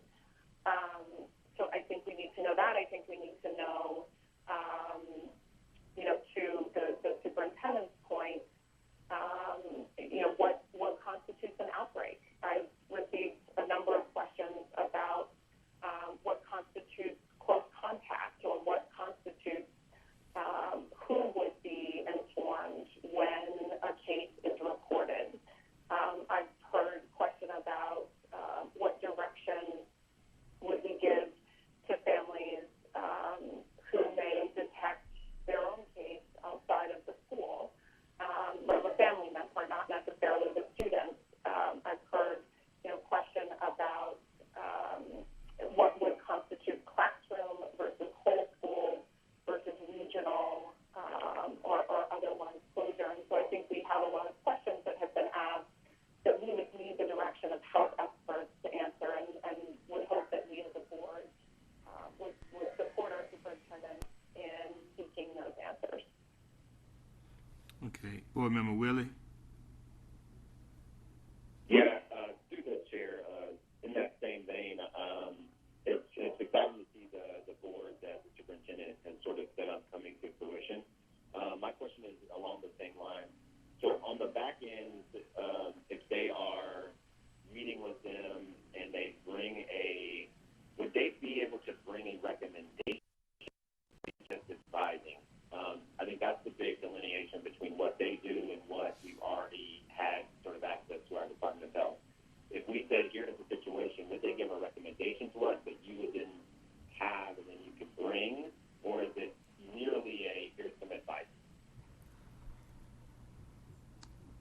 Was that a question directed to Dr. Green or to who? Yes, oh, sorry. That was to Dr. Green. Was the board that we're formulating, would they actually be able to give would they be charged with giving a recommendation on things as the situation moves, or are they merely just, here's advice, or here's what we're advising? Do you understand? Through the chair to Board Member Willie, if I heard your question correctly, the Department of Health has a certain level of authority. The Department of Health can give us guidance and direction. Department of Health cannot set policy for the school board, nor can it set policy or for the school district. So as it relates to what happens for students, they have the authority to tell us this is what you do if a student tests positive for COVID-19. And I believe I sent you all some information related to that it does tell us what we're supposed to do.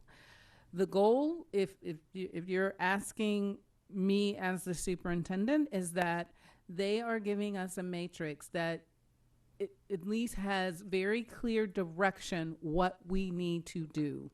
So if an issue happens and we need to address a classroom, it is very clear. I think on the matrix, it started with if one person tests positive and 2 students are showing symptoms, that is the threshold to close the classroom. And those students, so then it's incumbent upon us, what happens for those students for 2 weeks? And we've made it clear they would transition to Duval homeroom, and that teacher would transition to Duval homeroom. So I hope I'm answering your question, Board Member Willie, that the goal is that they are giving us direction, that we have very clear guidelines, procedures on how or what is the linchpin that we would close, whether it's a classroom, a school, a region of schools, or ultimately if we had to close the school district. Okay. No, that answered definitely part of the question. I think the second part of that, or sort of connected to that, is so if they're helping to formulate. Well, remember, Willie, can you speak closer to the microphone? Maybe that would help us understand you better.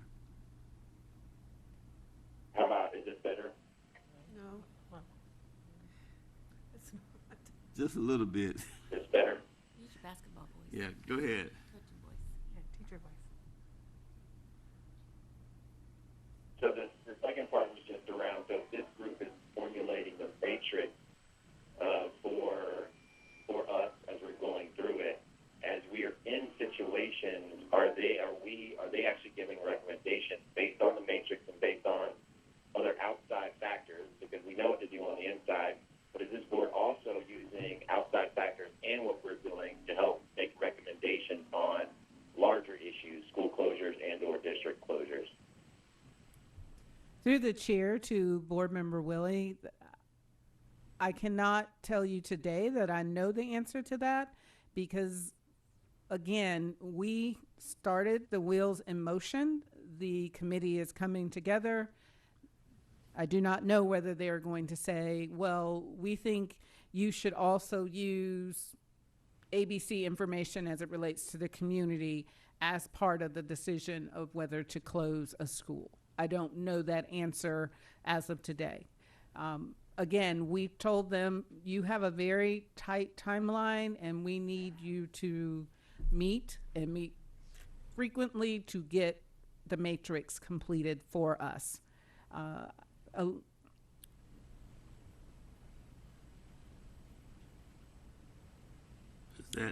that answer your question, Board Member Willie? It did. Thank you. I'll follow up if I have additional questions. Okay. We did have a motion by Board Member Ashley Smith Juarez, seconded by Vice Chair Anderson, that we sent a letter in support of the superintendent's request that the health department develop the guidelines so that we know when and how to react if we have an outbreak at a given school. I see Ms. Chastain looking very pensive. That's okay. Is there any more discussion on the, and that would be a letter going to the health department, correct? Yes. Any other questions, comments? You have time to. Are we officially voting? That's my question. Ms. Chastain, do we put that on this? I think we can do a voice vote on that, if that's okay. All right. We'll do a voice vote. Vice Chair Anderson, Yes. Board Member Grimes, Yes. Board Member Hershey, So we're, yeah. reluctantly, Board Member Willie, Yes, I'd be in favor. I'm sorry, we didn't hear Board Member Hershey. she said yes. Board Member Joyce, Yes. Board Member Ashley Smith Juarez, Yes. Jones, yes. By action, you approve that action 7-0. May I just say one thing? Sure. So my understanding of the vote we just took was, we have a task force that Dr. Green is working with the Department of Health to give us some guidance as we go through the school year under this COVID-19 situation that we're in. And we are just formalizing that through a letter asking them to do the same thing that we already have, Dr. Green has already initiated. Yes. Okay, yeah, I just wanted to make sure everybody understood it the way I understood it. And Ms. Chastain, can you draft that, prepare that for the board? Through the chair and good evening, board members. What I heard through the conversation is initiated by Board Member Smith Juarez, and then through the conversation is that the board is lending its voice in asking support, because I think prior to this point, it has been a conversation between the administration and the Department of Health, and by your conversation and your agreement, this letter to be prepared and signed by the chairman on behalf of the board will memorialize the board's support in requesting this information from the Department of Health. Because I think until this point, there's not been an official statement by the board. That's correct. Thank you. Okay. Thank you, Board Member Smith Juarez, for that recommendation. The chair will ask if we have any parent organizations who wish to address the board. Michael Hawk, I don't see Mr. Hawk. Teresa Rogers, I don't see Ms. Rogers. Oh, I'm sorry. You'll be followed by Vasco Eagle if he's here. Thank you.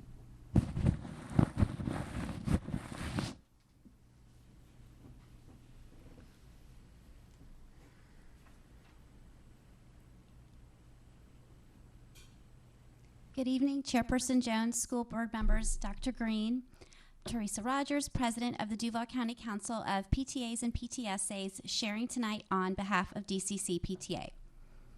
So as summer is winding down, the PTAs and PTSAs in Duval County have been attending virtual trainings and readying themselves for conducting the business of a PTA completely virtually. Last month, several local units were recognized with awards at the state level during the Florida PTA State Convention. Atlantic Coast High School PTSA, Julia Landon College Prep PTSA, and Stanton College Prep PTSA were all award recipients. In addition, the Duval County Council won 2 awards, one for our newsletter and the Humanitarian Award. In addition to helping our PTAs adapt to this new way of engaging and informing their membership and supporting our students and teachers virtually, we will also continue to advocate for the half-penny sales tax for our schools. Lastly, I wanted to share that the Florida PTA adopted a resolution this summer regarding culturally insensitive school names and mascots. I'm going to share just the resolve clauses.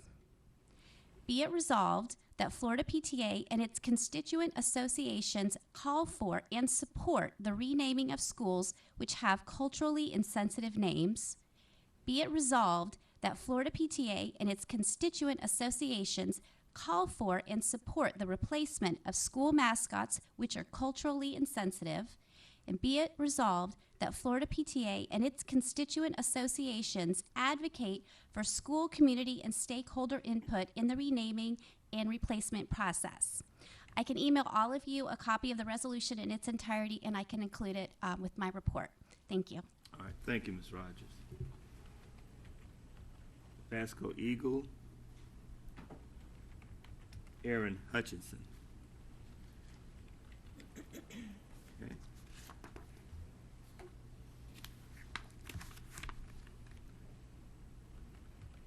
Comments from District Student Government Association. Takira Prince, is she here? She's a senior from First Coast High School, accompanied by JAG's employee representative Timothy Simmons, executive director of the high school programs. Ms. Prince, thank you.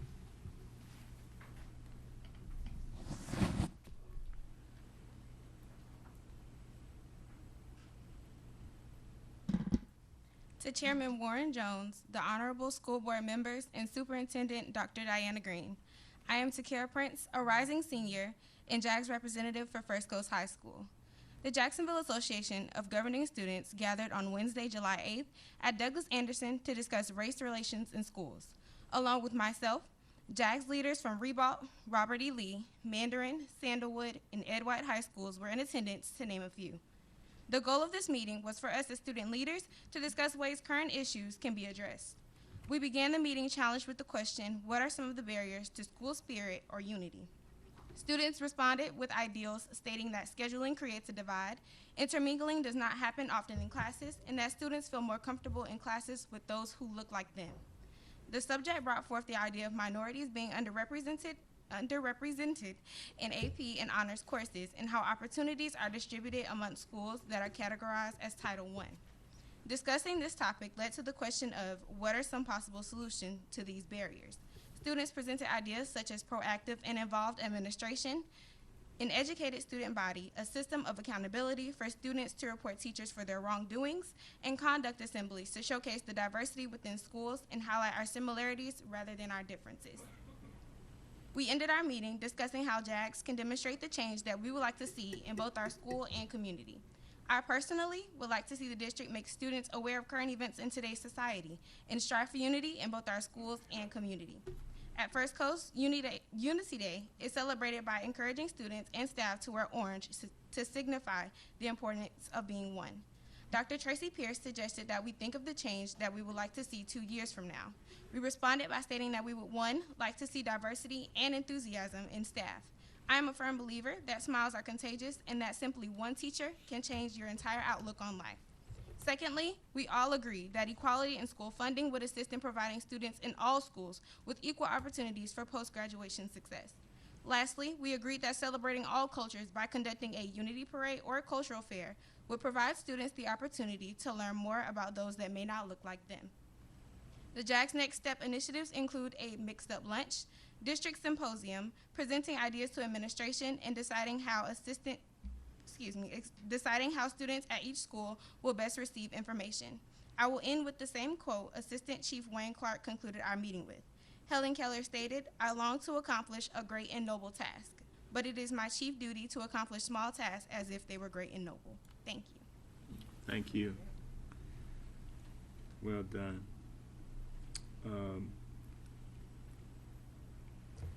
Next we hear from employee organizations. I saw Ms. Terry Brady, followed by Elton Brown. Is Mr. Brown here? Okay.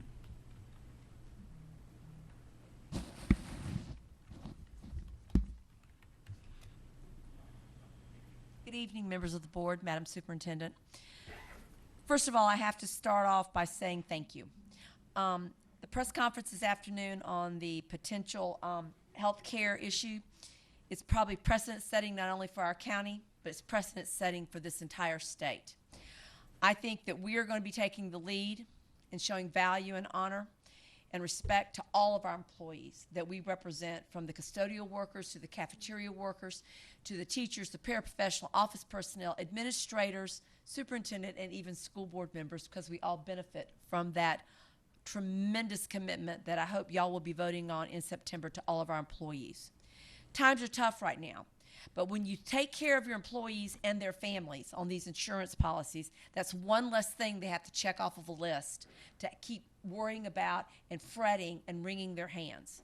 $4,000 of out-of-pocket expense for hospitalization and $2,500, it's a huge amount of money to an employee. It's even more when you double it if you have family coverage. And also outpatient. If we talk about those outpatient services that we're going to be able to help our employees with, whether it's breathing treatments, whether it is going to some of the critical care centers or whatever the diagnostic centers are, those are huge. Thank you for your commitment to the process, but thank you even more to the commitment, hopefully, when you take this vote, to all of our employees in this district. Now we have a few other pending issues that we're working on, but we'd like to resolve by the 12th. So one of them is, as a previous a speaker spoke, is we've got to get some greater closure on secondary Duval homeroom. I want to make a little caveat to the human resources and the ADA screenings and the accommodations. That process, as of today, is a tremendous process, and it is very successful so far from what I've been able to visually see and even hear, because one of our attorneys is opting to sit on the committee for screening for accommodations if a union member wishes to have them participate. It's a long process, but it's the right process, and I have to give compliments to that group who are trying to meet the needs of our employees through ADA request. But the secondary Duval homeroom, it's very difficult because I'm trying to understand, because I'm not a secondary teacher, but I can understand somewhat some scheduling. If you're signed up for Duval homeroom and you're teaching students in Duval homeroom, other than scheduling problems, why are teachers teaching in bricks and mortar? So we're going to continue to have conversations on that. I've expressed these concerns, and hopefully we'll be able to get these worked through by Friday or Monday of next week. Also, the elective classes in the secondary and your resources. Class sizes. We all know that there is not a real class size cap for our elective classes and our resource classes. And when you've got some elective classes that are in a portable of 30 kids, there is no way, even physically or feasibly possible, even coming close to CDC guidelines for 6 feet apart were applicable. Now, we know it's not a mandate under the reopening of schools for the 6-foot spacing between, but we've got to do more in trying to help that spacing in these elective classes and our resource classes. The next thing is elementary. Elementary we're humming. It's really close to being there. But PE in elementary. If a PE teacher did not sign up for Duval homeroom and they wanted to be a brick and mortar instructor, why are they being contacted this week by their principal saying they're going to be teaching bricks and mortar and Duval homeroom? Now, I've asked for the numbers of what it takes for an FTE funding of a full PE teacher, and most of these schools that have been contacted have enough brick and mortar students still in their school for a full-time PE teacher. If a PE teacher or any instructor signs up for bricks and mortar, they shouldn't be told they have to combine the two. And the person's not going to be surplus because there's enough FTE money to fund that position, excluding the Duval homeroom students. So that's an issue we must look at and try to get resolved soon, because I've got some real uncertainties about that, considering principals are already calling these people, letting them know they're going to have to do a blend. And I don't understand it. The next thing is in elementary is the corrective reading and math athletics. Then now corrective reading has already said they're going to put that on the back burner for 9 weeks, the first 9 weeks. And for those who are not familiar, that's where they group the children by academic areas and then they change classes. Well, we're trying not to change classes. We're trying not to have that socialization and class flow. So that's great for corrective reading, but what about the math? So far, the math is not being put on hold. They still have to change classes. They're still going to be based academically, and you're defeating the purpose of what it is we are trying to do to keep the socialization at a very minimal interactions in every classroom in every school, but yet we're having them change classes. And then no one, and I don't care what anybody says, no one is going to be in those classrooms within a 5-minute period to sanitize those desks and chairs when students change classrooms one to the other. And it's not the job of the students to do it, and it is not the job of the teachers to do it. So I would strongly urge and suggest that math athletics also be put on hold for the first 9 weeks until we see what's getting ready to happen. Then I would like to make the statement about our paraprofessionals. It's amazing that I've started looking at a new definition. I found out they have a new title now, which hadn't gone through PERC. It hasn't gone through collective bargaining, but they are now listed as an unlicensed assistive personnel, which means they work in a clinic or the isolation room if children have some kind of symptoms to COVID. That's a very fancy name for one of the lowest paid employees in your school who's now going to be in charge of these facilities. Now, first of all, we can't change their name. We might want to try to re-identify who they are, but we can't change their name.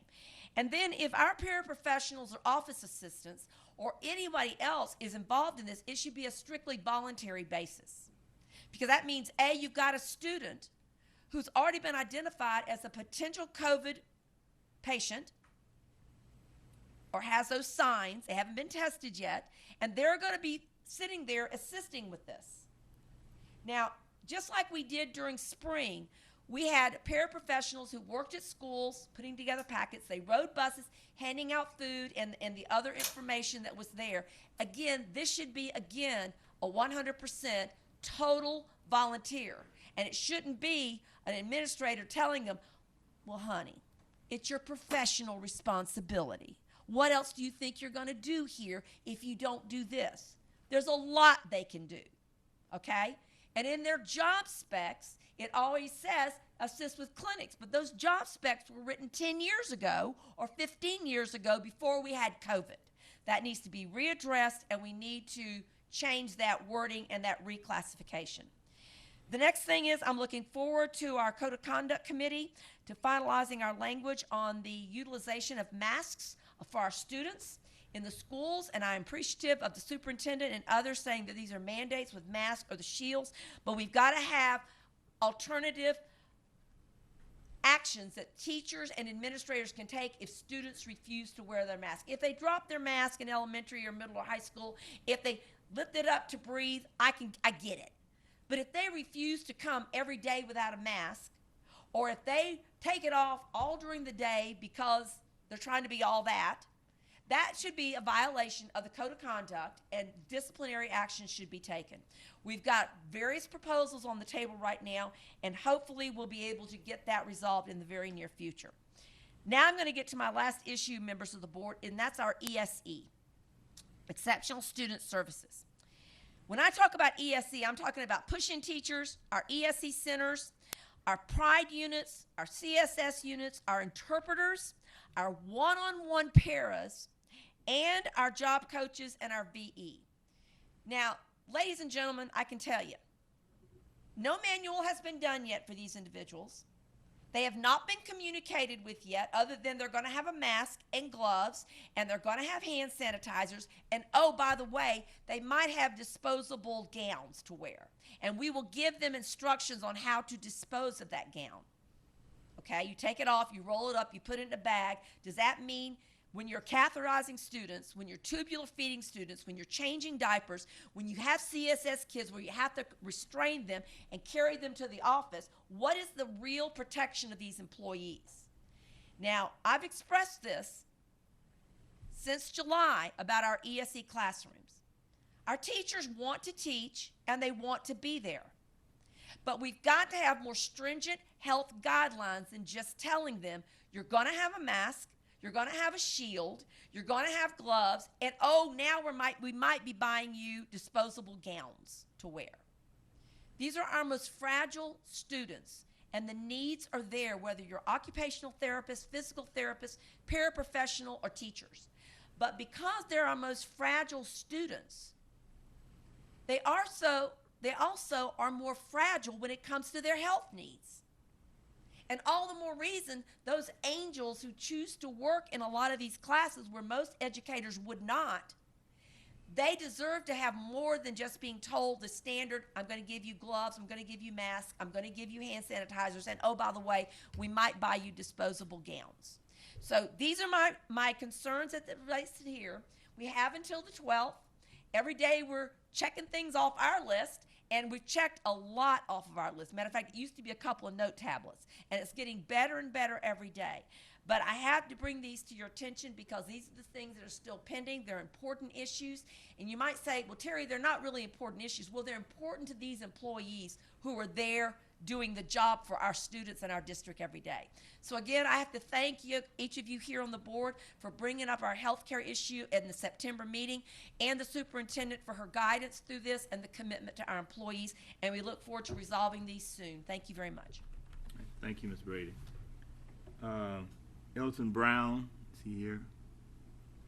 Jason Geiger, Ronnie Burrs, Chris Stovall, or Steve Zona. I don't see any of them. Okay. Approval of minutes. That the Duval County School Board approve the minutes for the meetings listed in the agenda item.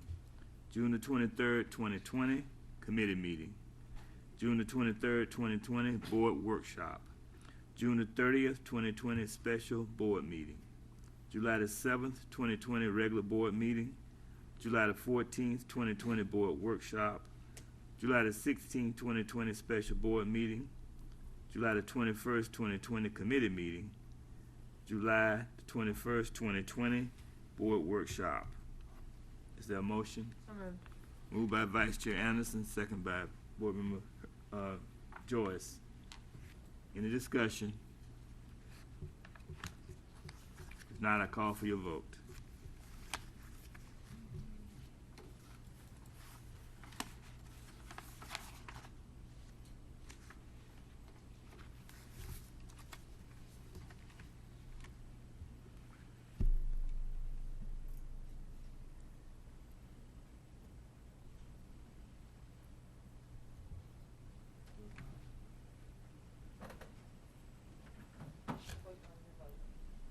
It hasn't come down.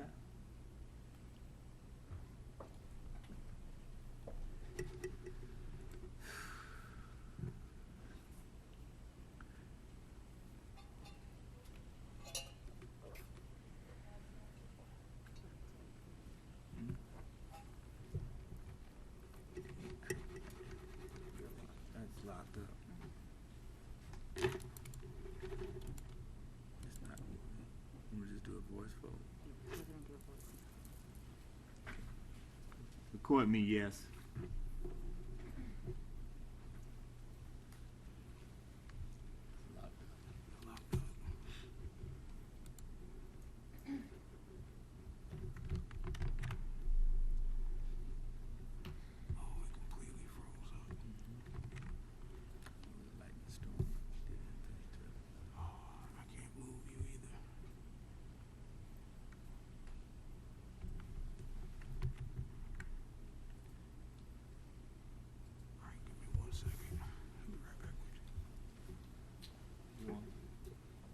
Did everybody else vote?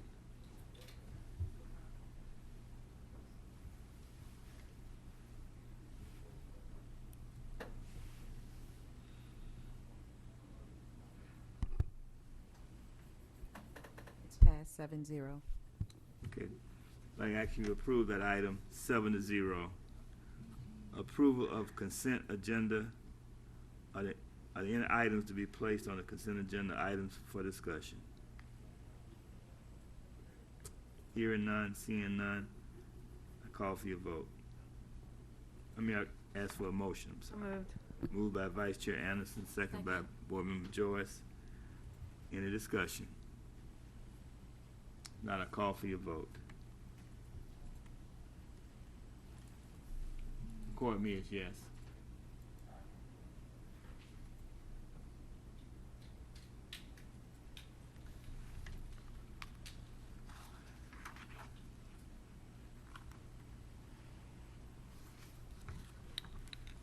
Restart the computer.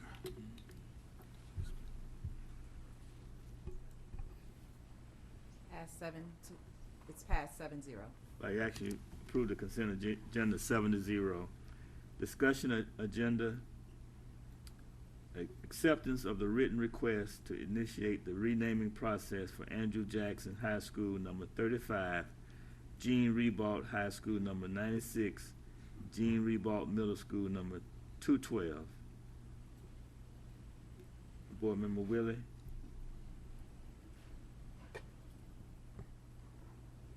Yeah, thank you to the chair. Just wanted to test, can you hear me okay? Or at least partially okay? I'm sorry, say it again. Yes, that's a no. I asked if you could hear me okay. Yes. I'm sorry, did you put it on the floor, Chairman Jones? Oh, I'm sorry. Thank you. That the Duval County School Board accept the written request submitted by Board Member Smith Juarez to initiate the renaming process for Andrew Jackson High School number 35, Gene Ribault High School number 96, and Gene Ribault Middle School number 212, pursuant to policy 8.59. I ask for a motion. So moved. Moved by Vice Chair Anderson, second by Board Member Joyce. Discussion, Board Member Willie. Yeah, I just, thank you through the chair. Just wanted to just come in and comment really quickly. As we think about the renaming of these schools, I think when we first initiated it, the theme of the changes was around the Confederacy and the connection with slavery and Black and African American communities. And so now what we're looking upon now is looking at Andrew Jackson and John Ribault, both middle and high. And in my opinion, I feel like as though this actually takes away the focus of what we were initially trying to do. Yes, it's a name change, yes, but as we start to think about grouping all of these together, it may actually dilute what we're actually trying to do and what our focus is. So I wanted to bring my thoughts to the board as we are having this discussion. And it sort of brings us back to the question around how do we determine our approach? I know we are able to push forward and have these discussions and push for this process to start. But in my working in the community, I have not heard a community desire to change these names, much like the opposite of when we were looking at the other name changes. So for that reason, I wanted to bring this up as discussion so we can have this discussion as a board in this public platform. All right, thank you. Board Members Ashley Smith Juarez. Thank you, Chairman, and thank you, Board Member Willie. As board members will recall, I did mention at the committee meeting that I was prepared to discuss the item, but since no one had questions, we did not have discussion on this particular item. Board Member Willie had offered that you and I might sit down and hold the meeting, but did not do that either. So forgive me for being a bit longer-winded than we tend to be at a board meeting, but I do think that it is a good discussion to have and a good one to bring up, especially given that due to time, we did have to postpone some discussion of the renaming process. So appreciate the opportunity. As I read Chairman Jones's letter regarding the 6 school names that he originally initiated, that letter spoke to certainly the civil rights awakening, the timing that the mayor has committed to removing Confederate monuments. But chairman's letter was the reference to our values as a board and as a school district, and to the core values that we have adopted as a board and that rest in policy. And as we think about those values and we think about the value of compassion, as we think about valuing diversity and equity for our students in our school district, the discussion that I believe we will have as a community regarding the 6 schools has to do with alignment to those values and has to do with the representation and the heralding of particular individuals who may or may not align to the values as we've stated them. And so when I think about marginalized populations, which include a variety of populations, and certainly a number of people of color, as I look at our school reins, I think it is incumbent upon us to also ask questions and have conversations in community about the honoring of individuals who colonized, individuals who even as elected to the presidency, signed into law legislation known as the Indian Removal Act that moved almost 60,000 indigenous people from their homes forcibly, and in the face of a Supreme Court decision that laid guidelines for how land could be acquired or redirected by the federal government, and did not act according to what the Supreme Court, the highest court in the land, in a government that is divided for balance of power, did not respect that balance of power as defined by the Constitution. And so I think it is incumbent upon us to have a conversation about these things. So I'll back up and forgive me if I am sharing things that folks are aware of or parts of history that I hope will rest in the conversation that will be part of where I hope that we move after. I hope that the board approves the conversations regarding these things this evening so that the conversations can move forward. The doctrine of discovery, which was a papal bull that was issued in the 15th century, spoke to the ability of explorers when they, quote, discovered land. We know that indigenous peoples knew of these lands and lived in these lands long before Europeans arrived. But when these individuals discovered territory that was not Christian at the time, that they were able to claim those lands and to subjugate those peoples.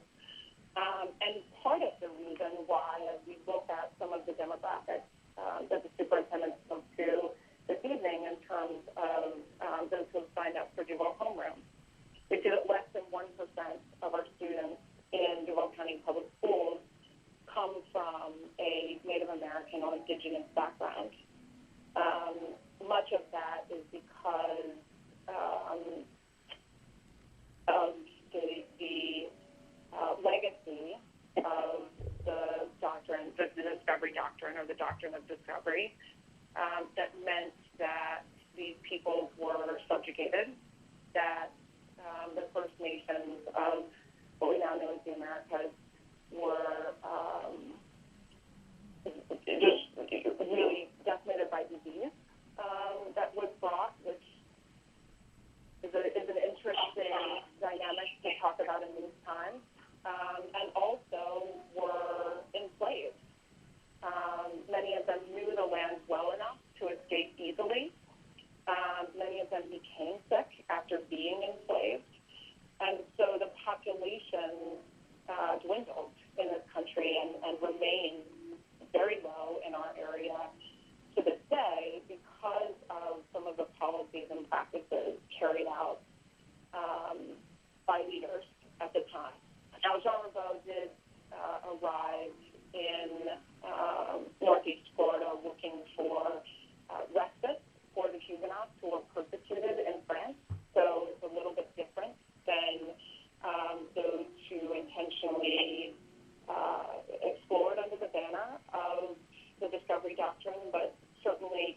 continued with the practice of seizing land and of subjugating people.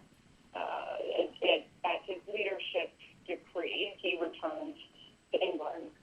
And so I think it's worth a conversation as we think about the marginalization of people of color in this country, as we think about the values that we hold as a school district, and the compassion that we seek to impart in our schools, that we talk about and think about why the populations of Indigenous peoples are so low in our area, and that we talk about and think about the great disparity that First Nations in this country have when it comes to health, when it comes to education, when it comes to employment, when it comes to a number of other privileges that myself and others who have been part of the quote, privileged culture or dominant culture have enjoyed over a long period of time. And so I appreciate the opportunity to address the question, appreciate the board's consideration of these particular schools, and I hope that this will open a broad conversation in our community that includes the 6 schools that we have already included, as well as these 3, and that we're able to do some very deep listening of each other, to really speak of an understanding of the experience of someone else before individuals think of their own experience first. I think we have a real opportunity in the city and in our district to manifest loving our neighbors as ourselves, and that those neighbors are diverse, that those neighbors have vastly different experiences, even though they live in the same neighborhoods or they live, within stone's throw of each other. And so it is my hope that these conversations will not become divisive, that these conversations will not rest solely in what someone's initial response might be, but that there might be some deep community inquiry about how people have experienced Jacksonville, how people have experienced Duval County Public Schools, and how we want to manifest our values moving forward. So I'll leave it there. Happy to answer any other questions that the board has. All right, thank you. Any other discussion? We have a motion and a second. Can I say one more thing? Board Member Willie? Yeah, I mean, I agree with the value set that we're sort of putting forth, and I'm in agreement with that. I think Chair Jones put forth a great letter. And I think there's definitely a time to be broad and a time to be specific. And right now in our country, it's a time to be specific about African American and Black communities that have suffered for decades. And this is now an opportunity where that is now the focal area. And I think at this time, and it's not about not having a conversation, it's about when we have the conversation. And right now, before we even get anything done, we're moving on and sort of broadening the scope. And I think what it does is it dilutes the conversation and takes it away from why we even had started the conversation.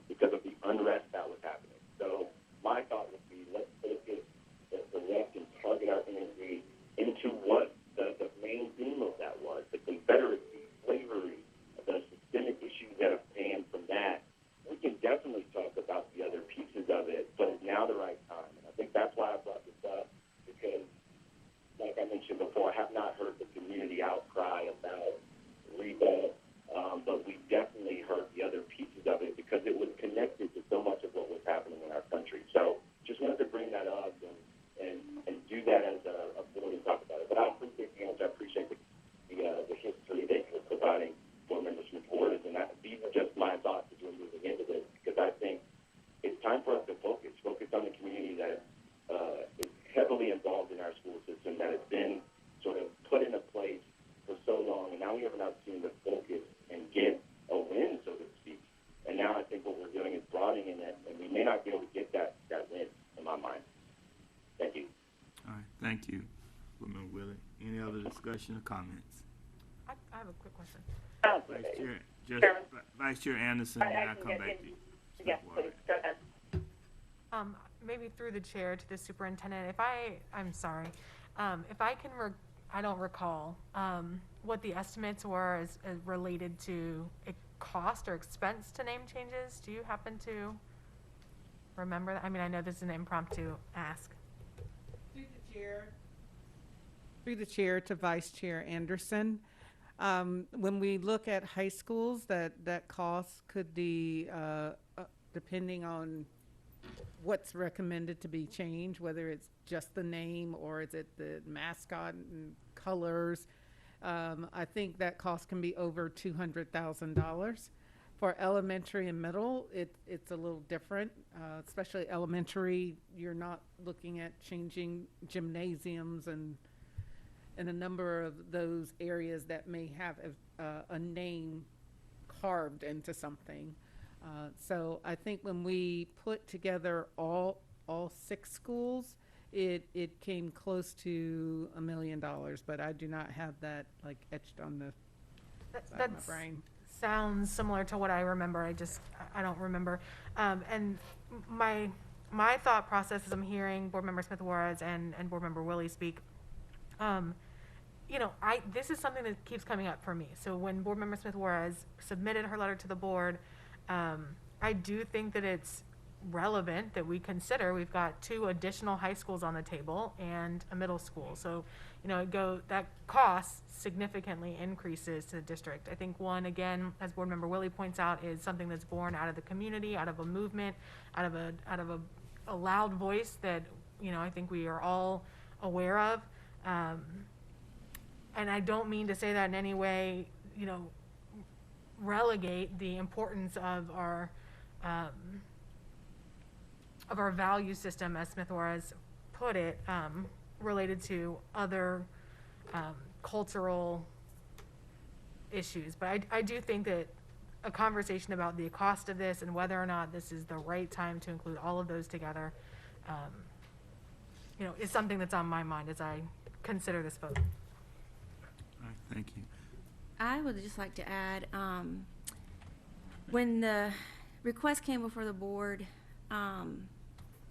last month or the month before, I laid out a lot of issues as to why I thought this isn't going to do anything to close the achievement gap, and it's just it's symbolic to changing something.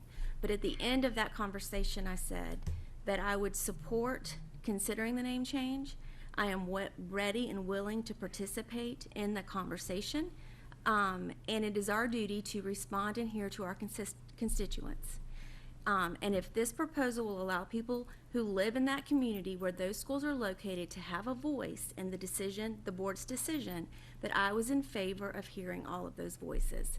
And I don't think this is any different in this situation, that we have a request and there's a reason behind the request. And I think that the board has the obligation to listen to the parties involved, to listen to all of the constituents, and make a decision based on the voices of the community. Thank you. Smith Juarez, you had a comment? Yes, thank you, Chairman. I hear the comments and the discussion, and appreciate Board Member Joyce's point that this is the opportunity to initiate a process of deep listening. I think that there is always value in hearing from constituencies and in weighing the voices that may be absent from those conversations because of historical inequity. And so I would hope that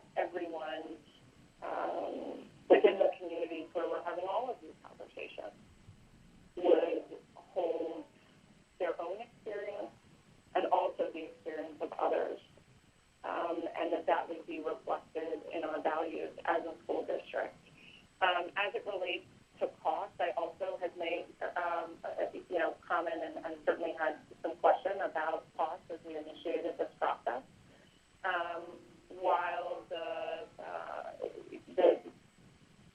policy does speak to the process for the board naming or renaming schools, it does not define a timeline for the implementation of those changes. And so I do think that we have some opportunity to think about what is prudent in terms of timeline and implementation, depending on where the conversation moves going forward. So I will, I'll leave it there. All right. Any other comments? If not, I call for your vote. Can you state exactly what we're talking? Okay.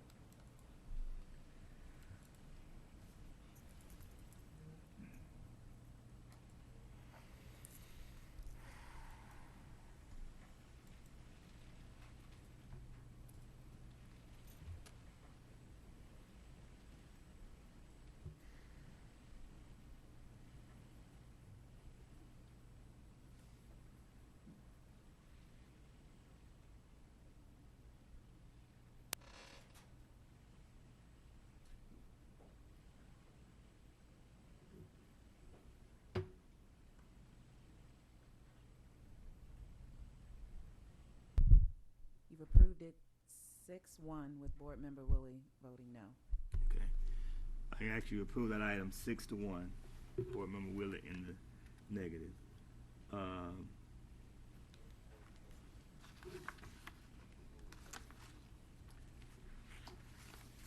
Academic Services, College Board Suite of Assessments, College Readiness and Success. Dr. Green, you read your recommendation. That the Duval County School Board approve the purchase of the SAT, Preliminary SAT National Merit Scholarship Qualifying Test, PSAT, NMSQT, and the PSAT 8-9 from the College Board in an amount not to exceed $837,426. That the Duval County School Board authorize the board chairman or vice chairman and the superintendent to execute the agreement contingent upon form approval by the Office of General Counsel. Is there a motion? So moved. Moved by Vice Chair Anderson. Second. Second by Board Member Hershey. Discussion, Board Member Joyce. Thank you, Chair Jones. I'm going to be consistent. I pulled this last year, and I'm pulling it again this year. And my concerns are surrounding our middle school students that are specifically in corrective reading classes.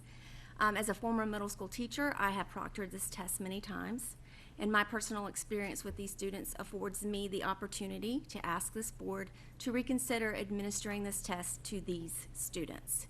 First and foremost, the most important reason I bring this before the board is that I believe this test demoralizes these students. When a student is in corrective reading class or in an intensive reading class at the middle school level, they are very aware that they are low-level readers. They are aware that they struggle, and some feel inferior to their peers.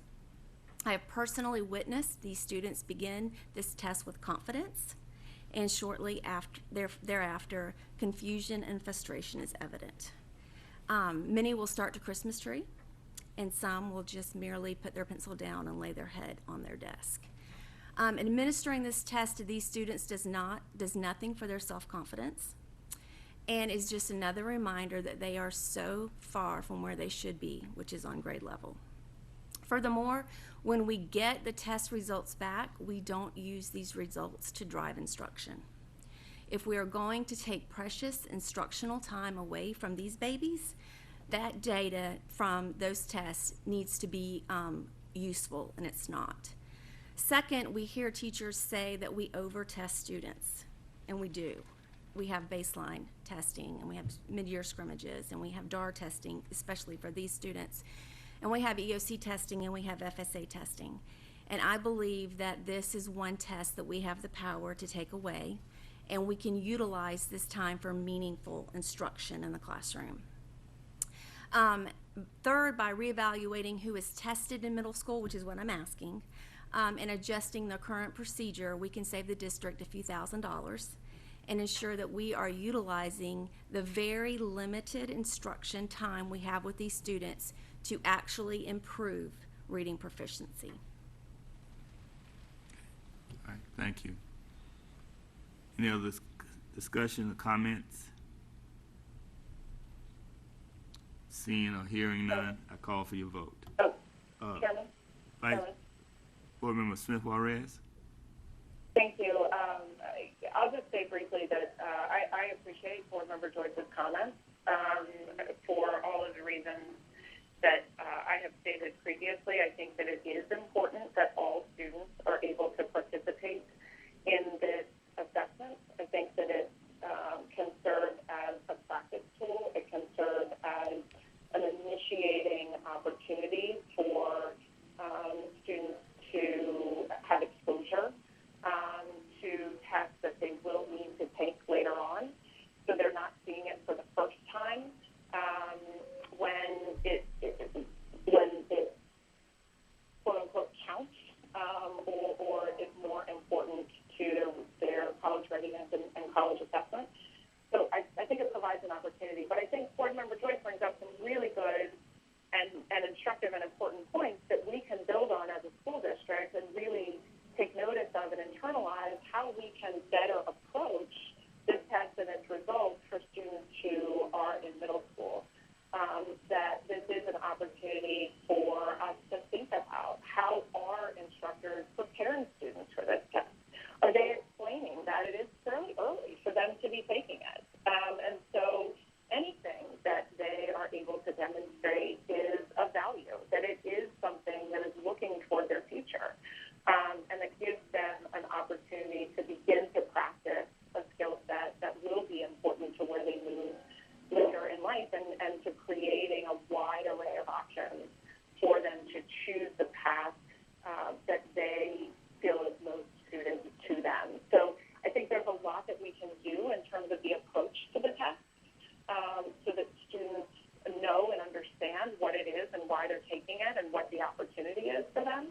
And then I think in terms of the results, it's another great point that Board Member Joyce brings up. How can we really activate the data that we receive from this test and build upon the skills that students are able to demonstrate and understand those that they may still need to pick up before they take the SAT or the ACT as a 9th, 10th, 11th grade, or excuse me, 10th, 11th, 12th grade students. So I think the points are well taken, and I hope that we will internalize the opportunity. I would just like to follow up and say I'm not asking the board to not consider giving the test to all middle school students, only those who are in intensive reading or corrective reading, which are the low level, level 1 students. And I'm going to reiterate, because I've proctored this test, these students are frustrated. And the reality is, and I think most people in this room can agree with me, I know that I have many teachers and administrators that agree with me, they cannot read the test. They cannot read it. And so I believe that time, again, is better for us to deliver reading instruction to these students than for them to sit in a period of 90 minutes or 2 hours and take a test that they really, in the first 10 or 15 minutes, give up on and lay their head down. Thank you. Any other comments? Hearing or seeing none, I call for your vote.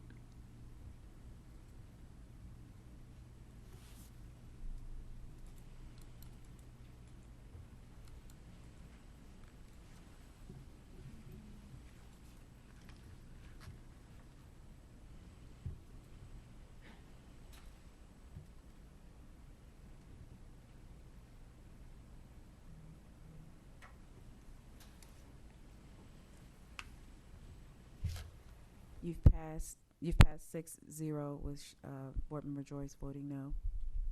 6-1, sorry, 6-1. They actually adopted item 6-1. Agreement to use the Schultz Center. Dr. Green, would you read your recommendation? That the Duval County School Board approve the use of the Schultz Center for the teaching and teaching and leadership for various functions as approved by the superintendent in an aggregate amount not to exceed $160,000. Is there a motion? So moved. Moved by Vice Chair Anderson, second by Board Member Joyce. Discussion, Board Member Smith Juarez. Thank you. I'll be brief here. I voiced a lot of my concerns at the committee meeting. This is an agreement to use space at the Schultz Center, space to bring people together in groups. And I feel like this money this year, in particular with a pandemic, could be better directed at things that seem more prudent for this particular school year. I have concern about bringing people together in groups and also using resources for space. Since we're partnering with the Schultz Center to deliver professional development for distance learning, to work through remote options or other things like that. Certainly the Schultz Center does a great job in a lot of different areas, but as it relates to space for bringing people together, we've seen an email from the superintendent at the end of last week, I believe it was, speaking to where we need to increase our life insurance coverage, a question that has not been raised in the 8 years that I have been on the board. We could double life insurance coverage for less than the cost that is being asked for here. I won't go into all of the reasons, but it makes me terribly uncomfortable that that's a question on the floor, but excuse me, not a question on the floor, but that's something that this board is having to contemplate. We've also heard about proposals for additional coverage for COVID-related treatments that we don't even have a price tag or an agenda item for yet, and I just think we're going to need resources to redirect for other things this year, so I will not be supporting the item. Thanks. All right, thank you. Any other discussion? Seeing or hearing none, I call for your vote. Can I? Board Member Willie? Yes, I'm just wondering, so I'm partially in agreement with Board Member Juarez just around the use of space, but I know the superintendent talked about this was just a number just in case. Are we, and this is through the chair to the superintendent or staff, are we, is there a baseline that we have to pay, or is it just not to exceed and we could end up not paying anything? So is there like a fee, initial fee that we have to pay, or is it merely as we move through, we just pay as we go? Through the chair to Board Member Willie, it's based on our utilization. There is not a minimum, if you will. Perfect. That's my question. Thank you so much. All right, thank you. Any other questions? Hearing or seeing none, I call for your vote.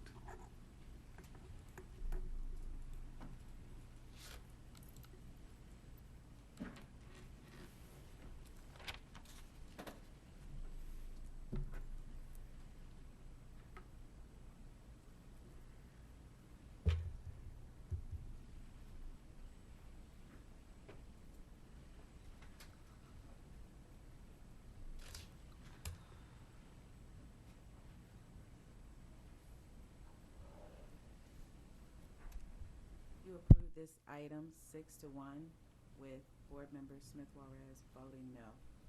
Okay. I actually approve that item 6-1 with Board Member Smith Juarez voting no. Well, for the record, we're going to start with Mrs. Joyce. She looks like she's ready. Well, I actually have nothing for the record tonight, Chair Jones. All right, thank you. Board Member Hershey. I just have a couple of things. One is I enjoyed graduation, and I think it was great we were able to celebrate our seniors. However, I am very, very much looking forward to the air conditioning next year.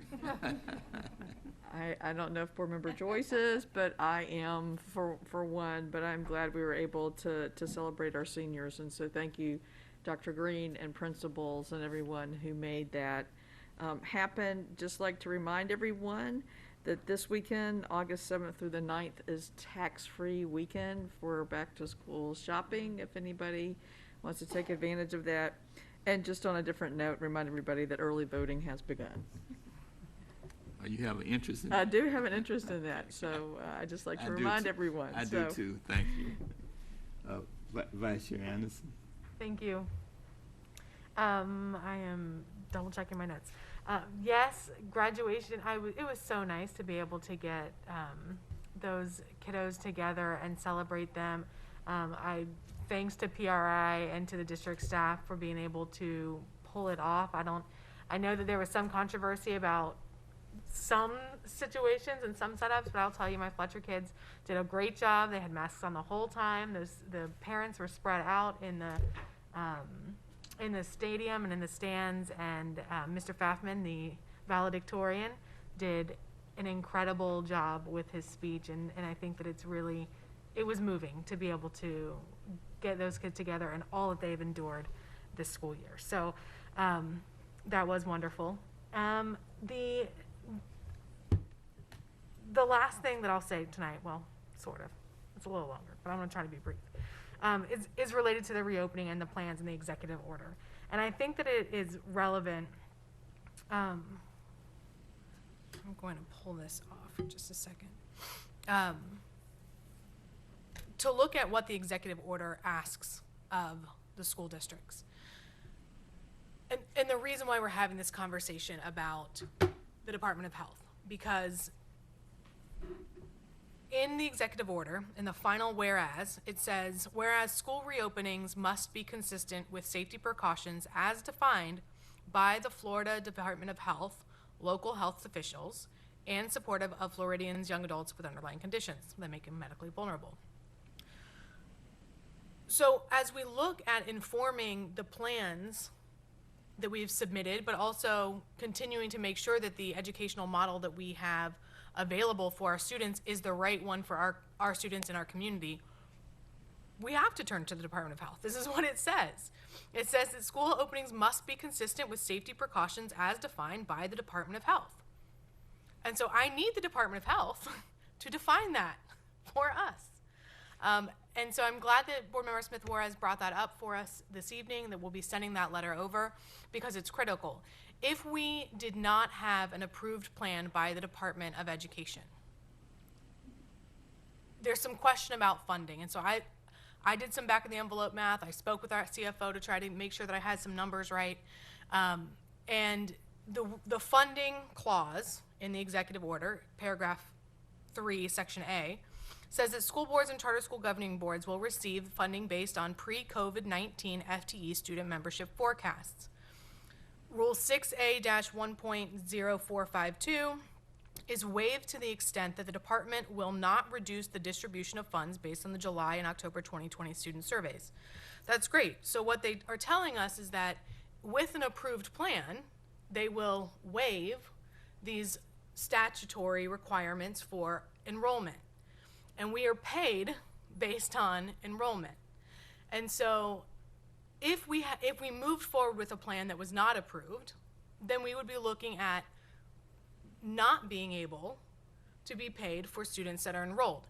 And the language around enrollment, and I'm not going to pull Ms. Chastain into the conversation, but the FTE counts and those student seat counts happens at a very defined time, and it requires that a student be present in the building at some point in time.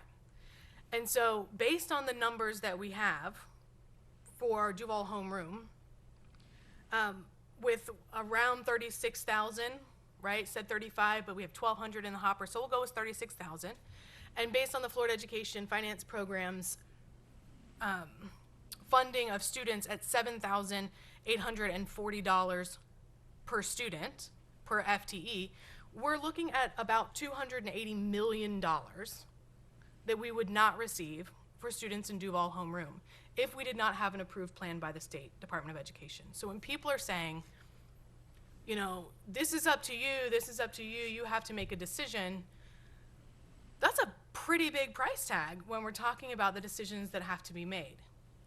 With that being said, I had the opportunity today to hop onto a Zoom call with the director of the Department of Health, Dr. Roll, who was speaking with a team of doctors. There were 6 physicians. Now, also, I do not envy Dr. Roll. I do not envy her position. I think that she's in a very difficult position. She is the only person in her job hierarchy to be able to make all of these decisions for the Department of Health. And I do believe she's an interim position, which is even more challenging, I would assume, for her. And so as she spoke with this team of doctors today, she reiterated that the Department of Education has said that they will be in control of school openings and closings, and that we should report directly to the Department of Education, and that those conversations need to happen with our school systems.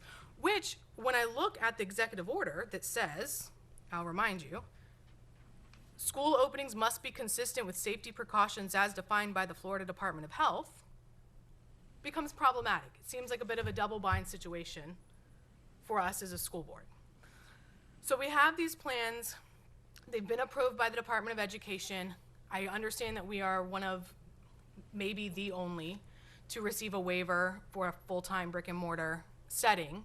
And I think that that's a great place to start. I still need the Department of Health to guide us, to give us these safety precautions, to define what this looks like. So I'm glad that we've already had this conversation today. If we had not, this is when I would have asked for you to do that anyway, because I do think it's really critical that the board continues to work with the Department of Health. And I'm very grateful for Dr. Roll and to Elizabeth Trisotto and all the work that they've done together to put this medical advisory board together. I think that's going to be key, but it's got to go beyond this one piece of the matrix.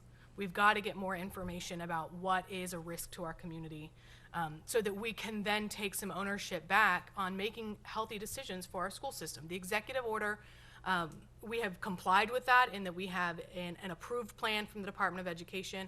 Our approved plan also says that we will make decisions about that educational modality based on community health data and guidance from our local health officials and the Department of Health. So I think that as we have folks that are listening to what's happening on the board, that are concerned about the decisions being made, that we continue to cast a wider net, that there are other folks, the governor, the commissioner, the Department of Health, that need to hear from you, that need to hear your concerns about your health, your safety. I know that there's been a lot said, or there's been at least some said about the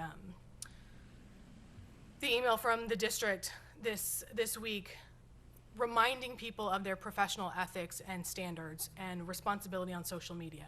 And it's been brutal. I've been really shocked, quite frankly, at some of the comments that have been made to parents and to staff of accusing me of genocide. I mean, it's been blatant, and it's been unfortunate, because it's not the picture that we want our community to have of our educators, of professionals, of our school system. And so I would just remind people that that is a public platform. And while you are very right to be able to speak for yourself and to advocate for your health and well-being, please do that with some respect. If you wouldn't say it in your classroom, please don't say it on social media. This is not any attempt to silence anyone. I think the teacher voice is critical and important for this conversation, and I thank everyone that has engaged in this process respectfully. But it does a disservice to public education and Duval County public school system for us to treat each other and our community members recklessly and irresponsibly.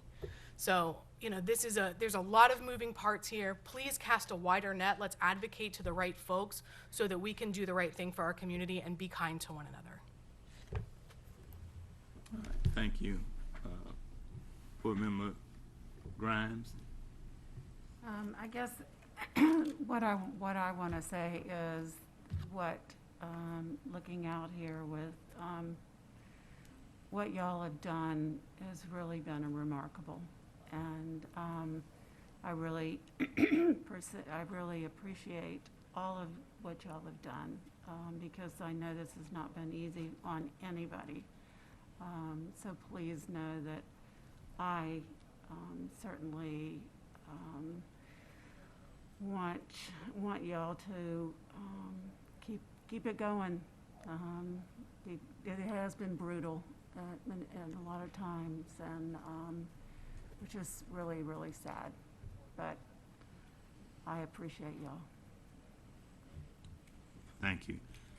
Board Member Smith Juarez. Thank you, Chairman.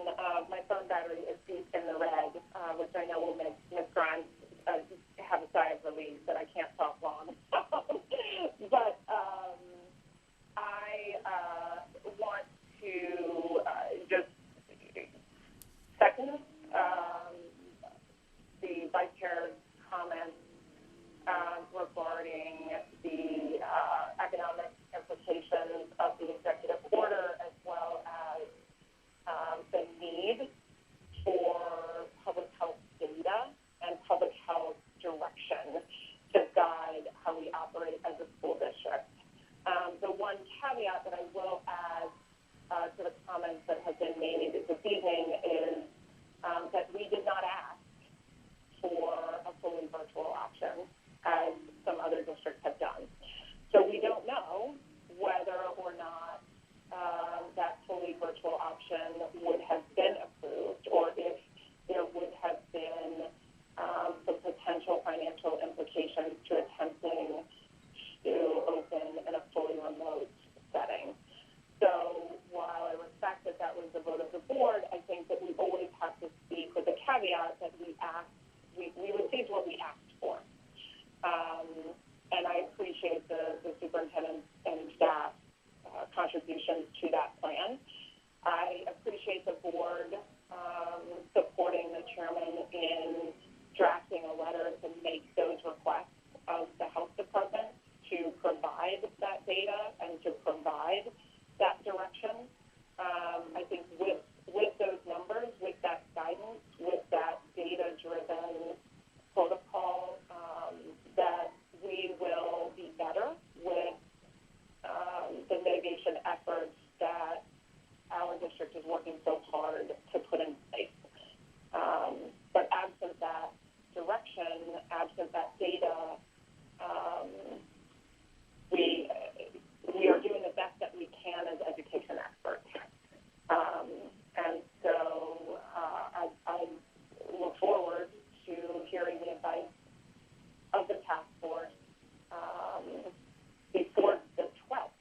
We welcome students on the according to the plan that has been put in place. But staff is expected, those who are working from the buildings are expected to report on the 12th, which is why I brought up the letter this evening, because I am hopeful that it will go in time for that guidance to arrive prior to the 12th. So I want to congratulate our seniors, want to encourage everyone to vote. I think tonight is another demonstration of how well our board is working as a collegial body together to forward the educational efforts of the school district. And I hope that as many of us as are allowed past November will still be here. So please get out and vote. Thank you, Chairman. All right. Thank you. Board Member Willie. Thank you, Chair.